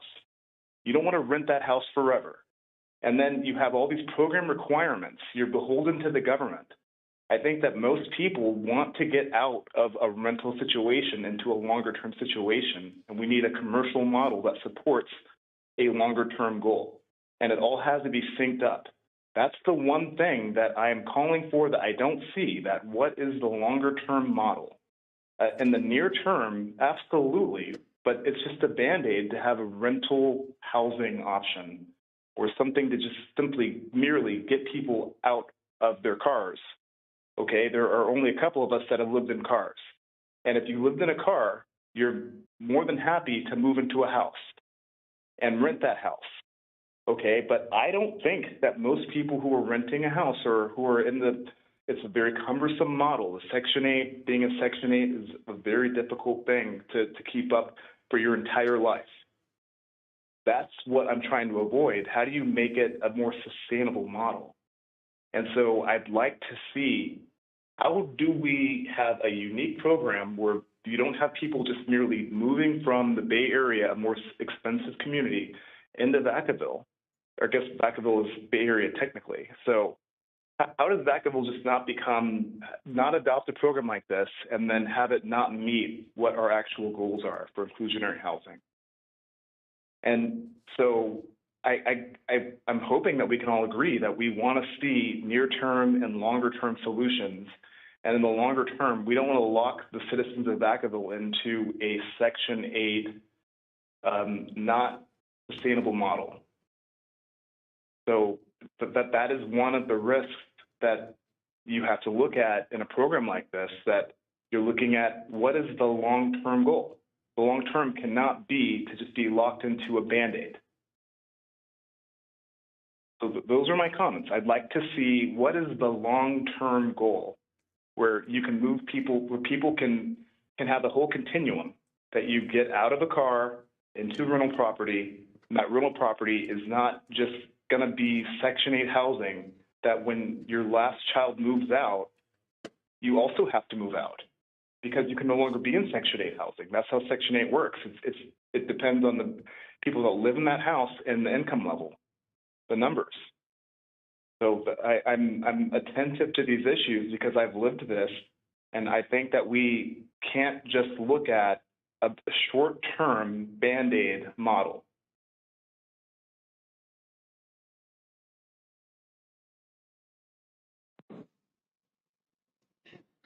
Thank you, Commissioner Klein. Commissioner Beaumont? I just have a quick question. Is inclusionary housing Section 8? I don't think it is it? No, they're different. Section 8 is a program funded by the federal government where people can rent market rate units and the federal government pays most of the rent. And inclusionary is a different program. Thank you. And I do appreciate. No, inclusionary housing is not Section 8. And that's not what I was suggesting. People that have Section 8 can take their Section 8 benefits and move into a low-income housing circumstance? Doug? Okay, thank you. Okay, so I'm going to move on with my comments. Again, Mr. Chambers, I apologize for cutting you off, but you are actually reading kind of my mind. One of my concerns, okay, first off, I just want to say I am so glad City Council gets to make this decision and not us. There's so many different facets to this. I started trying to teach myself about inclusionary housing when I first heard about it in 2018, when I was down in Santa Clara County. And because I think San Jose, I grew up in San Jose, and San Jose had implemented it like years ago. And I've tried reading what success rates are in other cities around the Bay that have implemented it. It'd be really great if cities would actually, post those things instead of having to filter through city council meetings. One of my concerns is with the comparison list that I think it was on slide 22, at least there's a little 22 down at the bottom. They might be similar size cities, but as Commissioner Klein was kind of leading to, how comparable are these? I know right off the bat, Morgan Hill, we do not compare to Morgan Hill. We might compare in size, but the AMI in Santa Clara County is far higher than ours. The price point for homes in Morgan Hill is far more than Vacaville. So, there's so many different facets to compare that I can't speak for the other cities. I don't know much about the other ones. I know Morgan Hill because it's in between Gilroy and San Jose. When you're looking at cities that have price points, home price points that are a higher amount, especially if it's an in lieu fee that's added, it kind of gets blurred. I mean, if you got $1 million house, other fees kind of get blurred in it. But if you're looking at a price point, say at like 400,000, it's a lot more noticeable. So when Mr. Chambers was asking, what is our goal here? If we were to implement this across the board, is there the potential of actually impeding housing development? Because it has to pencil out for developers. And a 6% profit margin, it's kind of tight. And especially if there's, potential supply chain issues or just something, something can just throw a wrench in that. So, and then also something that was brought up with the deed restricted, many people use the equity in their homes to get a bigger home. So you get a starter home and then you have children and now you're all living on top of each other. So you want to get a bigger home. I mean, that's how my family, we've been able to move up to a larger home, is through the equity that we had in our other houses.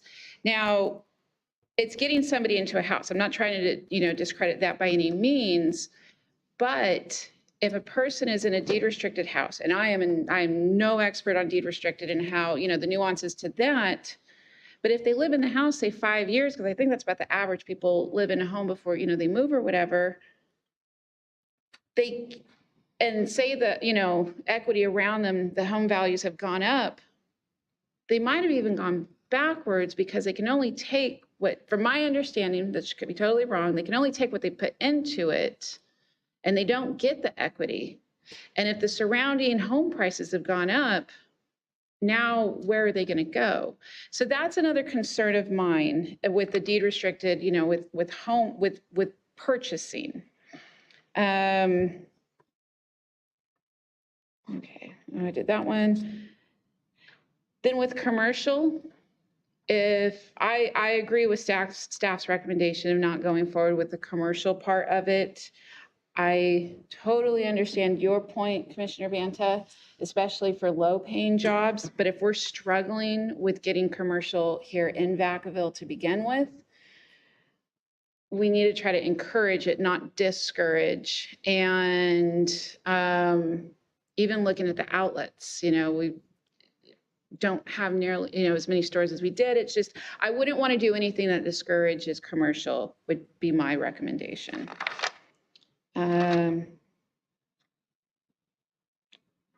Sorry, I'm trying to figure out my notes here. Okay, so the price point. Okay, and those are my comments. Vice Chair Lightfoot. I think you spurred more thoughts. So in any of the so I saw your feasibility studies. I assume those are we got input from the builder community on those. In any of those feasibility studies or conversations, was the effect of this program correlated to increased housing costs for the development in itself, and what that percentage might be? I know we saw what their profit difference might be, but on a $400,000 home, does anybody take into effect what the overall impact of does it higher our housing fees, right, or our housing costs? Yeah, let's. I talked a little about this last time. Let's go look at that. And the reality is that developers just don't have the option of increasing their prices more than the market will bear. Yep. And every developer today sets their prices based on what the market prices are. So in almost everything in the world, the producer is the price setter. So Apple just decides, do they want to sell more phones and less? Yeah. Did you go over this in the presentation? The last time, not this one. Oh, okay. Because I would stop you if you said. So the developers have the option of building something different, not building, but they just don't have the option of, let me see if I have a slide. They just don't have the option of arbitrarily increasing rents. And I don't have this slide. I think I had it last time. But if you think about, there's thousands of homes on the market. Yeah. And if the developer's like, pay an extra $100 of rent than my unit's worth because the plumber subcontractor came in more and land prices were higher and the city had these fees. I mean, like, I don't care about that. Like, I care about what the other options are. Sure. So I think, I don't want to minimize this, though, because developers really are in a very tight spot that they can't arbitrarily increase their prices. And you do have to be careful, which is why we want to do the feasibility study, that we don't stop them from building everything, because that's, in the long term, if we stop development from happening, that's not going to be good for the market. That's going to be increased prices slightly, not in the same way that the developer arbitrarily increases it by $100, but if there's not enough supply, that's not good for the market either. So I generally respectfully disagree that developers can just push their prices up if they have unexpected costs or additional costs. But I do sympathize with the dilemma that the developers are in. Understood. Thank you very much. Great, thank you. Do we have any further commissioner comments or anything? We good? I'll just end it with, I hope a lot more thought goes into this and a lot more questions are asked by council, because it would be not good to make a permanent decision that could have a negative outcome later. So thank you very much for your staff report, or for your report. Thank you. Moving on, we will now receive our director's report. Thank you. One of my team is going to pull up the slides and I will get going momentarily. It has happened since the last Planning Commission meeting was held in early November. Yes. Okay, so as you all recall, we had a Planning Commission meeting in November, had December off, and now we're back in the new year. At Council in October, they celebrated Nancy Tillotson's service and selected John Wilkerson for District 2. After that, at the November 12th council meeting, the council approved a contract for the downtown lighting study. It's a comprehensive look at lighting in the downtown specific plan boundary, and that work is actually coincidentally underway. Our planning manager will talk a little more about that. They also approved the North Village project. And then in December, the city council approved a contract to prepare the city's first neighborhood plan, and as long as anyone can remember anyway, for the Markham Callan neighborhood. And this uses some last remaining ARPA funds to look at improving quality of life and the economic vitality and prosperity of folks that live in that neighborhood and own businesses in that neighborhood. And then North Village 2 got its second reading. After that, we're going to talk about future Planning Commission items. We will be bringing you the annual general plan progress report, and this is something we're required to do under state housing law, but also we'll bring you further and additional updates about how much has happened in the year 2024 in all city departments in terms of housing, in terms of implementing policies and programs, et cetera. We also intend to bring you, possibly at the next Planning Commission meeting, a multifamily residential project with a retail component that is ready to come forward for action by the commission. We have a lot of pending development still, and we're working on a lot of big projects. So rest assured, we still have some agenda items ahead. We're looking for more agenda items, but kind of behind all that, there's a lot of work happening on a lot of current planning applications. Go to the next slide. Building division, and I will not steal my staff's thunder because at the next meeting, our associate planner Demir Powell will be presenting a comprehensive look at 2024. But December remained very strong. November and December remained very strong for building permit activity. And this slide shows that we had a lot of activity in December, and it was all more than we had the previous month, except for solar permits. So they went down a little bit. But again, it's been very, very busy in the building division. We've had a lot of new home starts this year specifically. Go to the next slide. This shows our building permit activity. And again, finished the year strong. We definitely had a summer peak, but we have had really high levels of building permit activity this year compared to last year, in particular, again, on the residential side. Let's go to the next slide.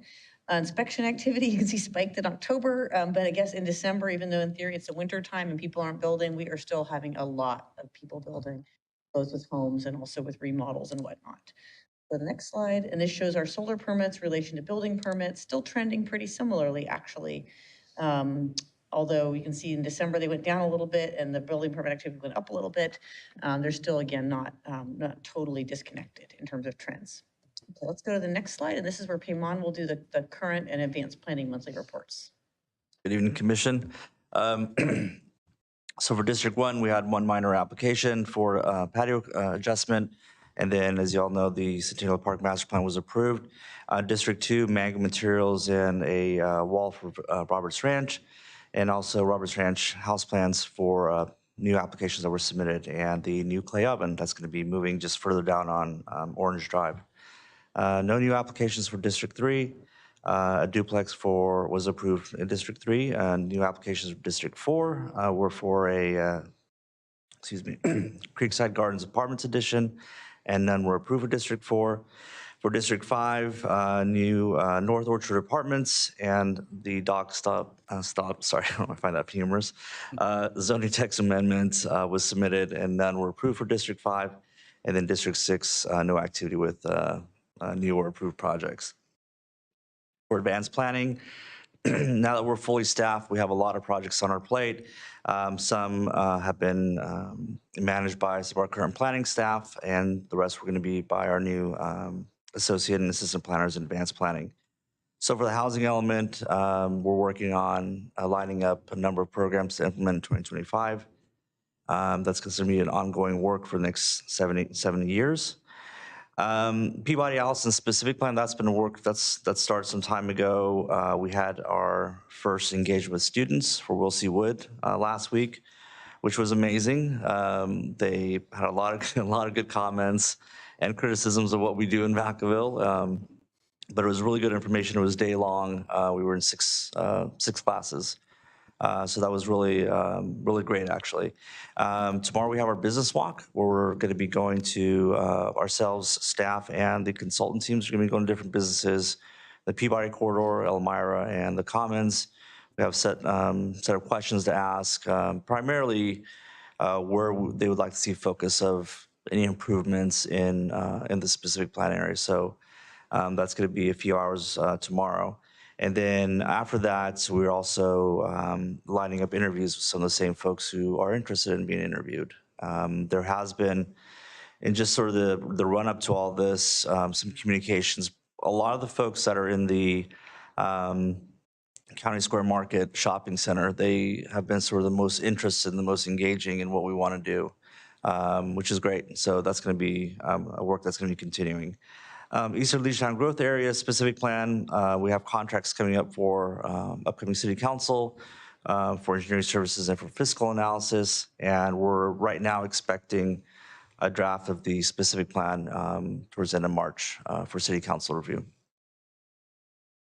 Inclusionary housing, got that update tonight, and the next one will be on the 25th with the city council.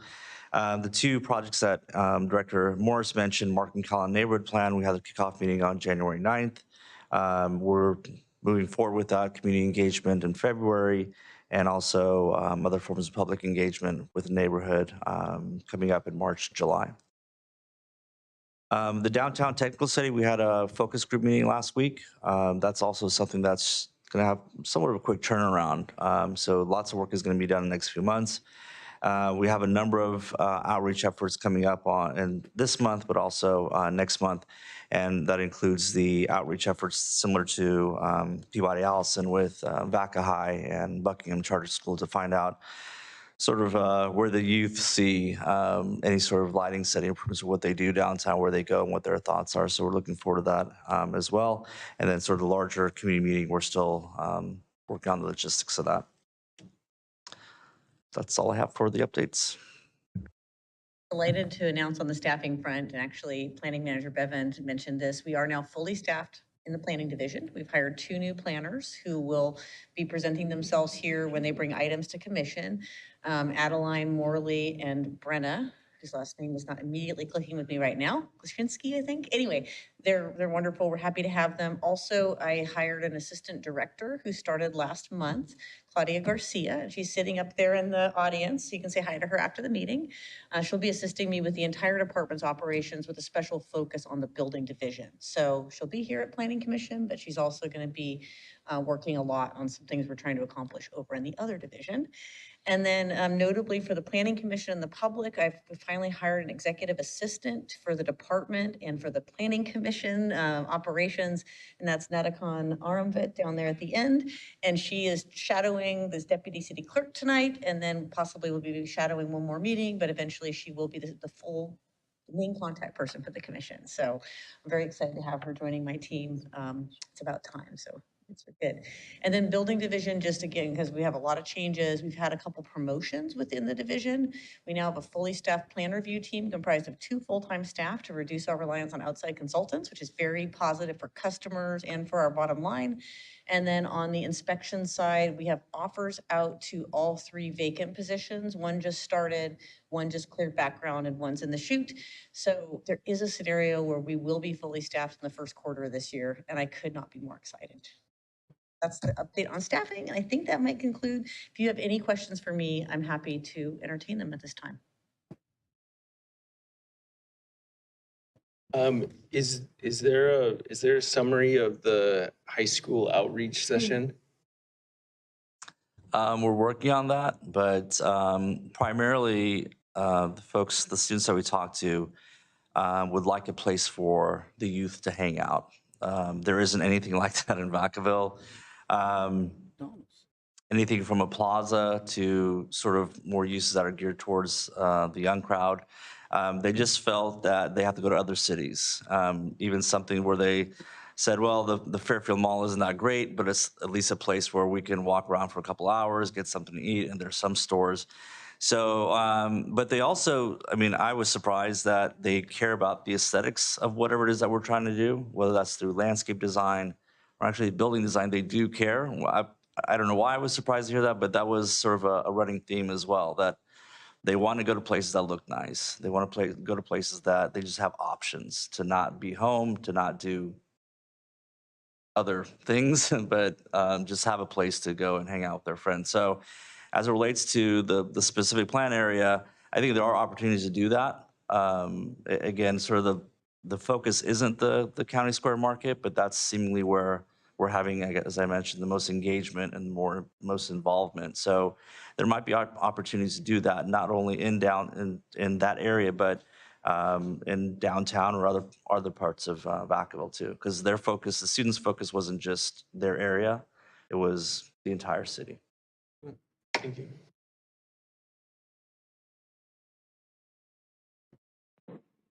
Well, great. Thank you very much. Now, we are going to move on to commissioner comments. We'll start with Commissioner Beaumont and move down the line. I think I've had enough comments for the night. Thank you. It's enjoyable. Okay, thank you, Commissioner Beaumont. Commissioner Banta? Yeah, I just want to thank everybody for the presentations tonight. Inclusionary housing is extremely important to me, as I think I've mentioned on multiple times this evening, and just the way that families and individuals are treated and feel in the city. So I appreciated all the discussion tonight. I just wanted to say that I was able to attend the Martin Luther King Jr. Day of Celebration put on by Vacaville People's Forum yesterday, and it was great to see our vice mayor and multiple city council members, as well as Director Morris there, and it was just a really great event that has grew in size and took up the whole Sunrise Event Center, and was just a really great, inspiring day, I think, to kick off 2025, and was an exciting event, so I had the pleasure of attending that. Great, thank you. Vice Chair Lightfoot? I don't have any comments. Thank you. Okay. Commissioner Vargas? Welcome, new staff. It's great to see more individuals filling vacant positions. I certainly understand. With vacant positions comes the stretch assignments for others. So I'm sure that the existing staff are very happy to see you and on board. Kudos to the team, to the staff for engaging with Willseywood High School. I think that's absolutely phenomenal. I know teenagers don't get a lot of credit, but they're actually pretty smart when you engage them. And so thank you for taking their feedback into consideration. I'm super excited about the Brown Street project, Nicolores Park. Having been a county employee for years, worked at the Monte Vista County Clinic overseeing that FQHC as a manager. That empty property has sat forever, and I know that there was probably some issues between the county and the city about what to do with that. Certainly been a part of those discussions, but to see it come to fruition now is absolutely phenomenal. It's definitely needed in that area. And then lastly, thank you to the commissioners on the comments on inclusionary housing. You know, forgive me for not being so participatory. I've had my fill of housing at work, and so I just kind of wanted to take a step back. I certainly get it with Prop 36, Prop 47, and a bunch of other propositions from my purview and perch as deputy director in the county of Sacramento. So I do thank everyone, including Commissioner Klein, who's up there in the sky somewhere, for the comments and the discussion. Very, very helpful. Thank you. Great, thank you. And Commissioner Klein? Thank you very much, Chair Rudine, and I'd like to welcome the new staff members. In particular, I've had a chance to appear on a panel with Claudia, and she was very impressive, and I think that Director Morris did an excellent job with this hire. It's a real coup, and bringing some fame to Vacaville here for bringing in very, very well-qualified and competent planning staff. So very nice job. And I think that Chair Rudine did a phenomenal job tonight running the meeting. I appreciate it's a difficult thing appearing remote. So I appreciate you, Chair Rudine, for helping me to make that a little less awkward. And, you know, finally, I just want to say happy birthday here to Commissioner Vargas, who is turning 25, I understand. He can finally rent a car. So congratulations on your recent achievement, Commissioner Vargas. How does he find these things out? I think he did that to me as well one time. You just know the one thing I pay attention to is birthdays. I absolutely pay attention. Well, happy birthday. Thank you. Thank you. Thank you, Commissioner Klein. I don't have anything exciting, but welcome to the new team, everybody joining the planning department. Look forward to working with you guys. And I think 2025 is going to be a good one. I'm excited about the mixed use. You know, I love mixed use. So Thank you, everybody, and good night, Vacaville.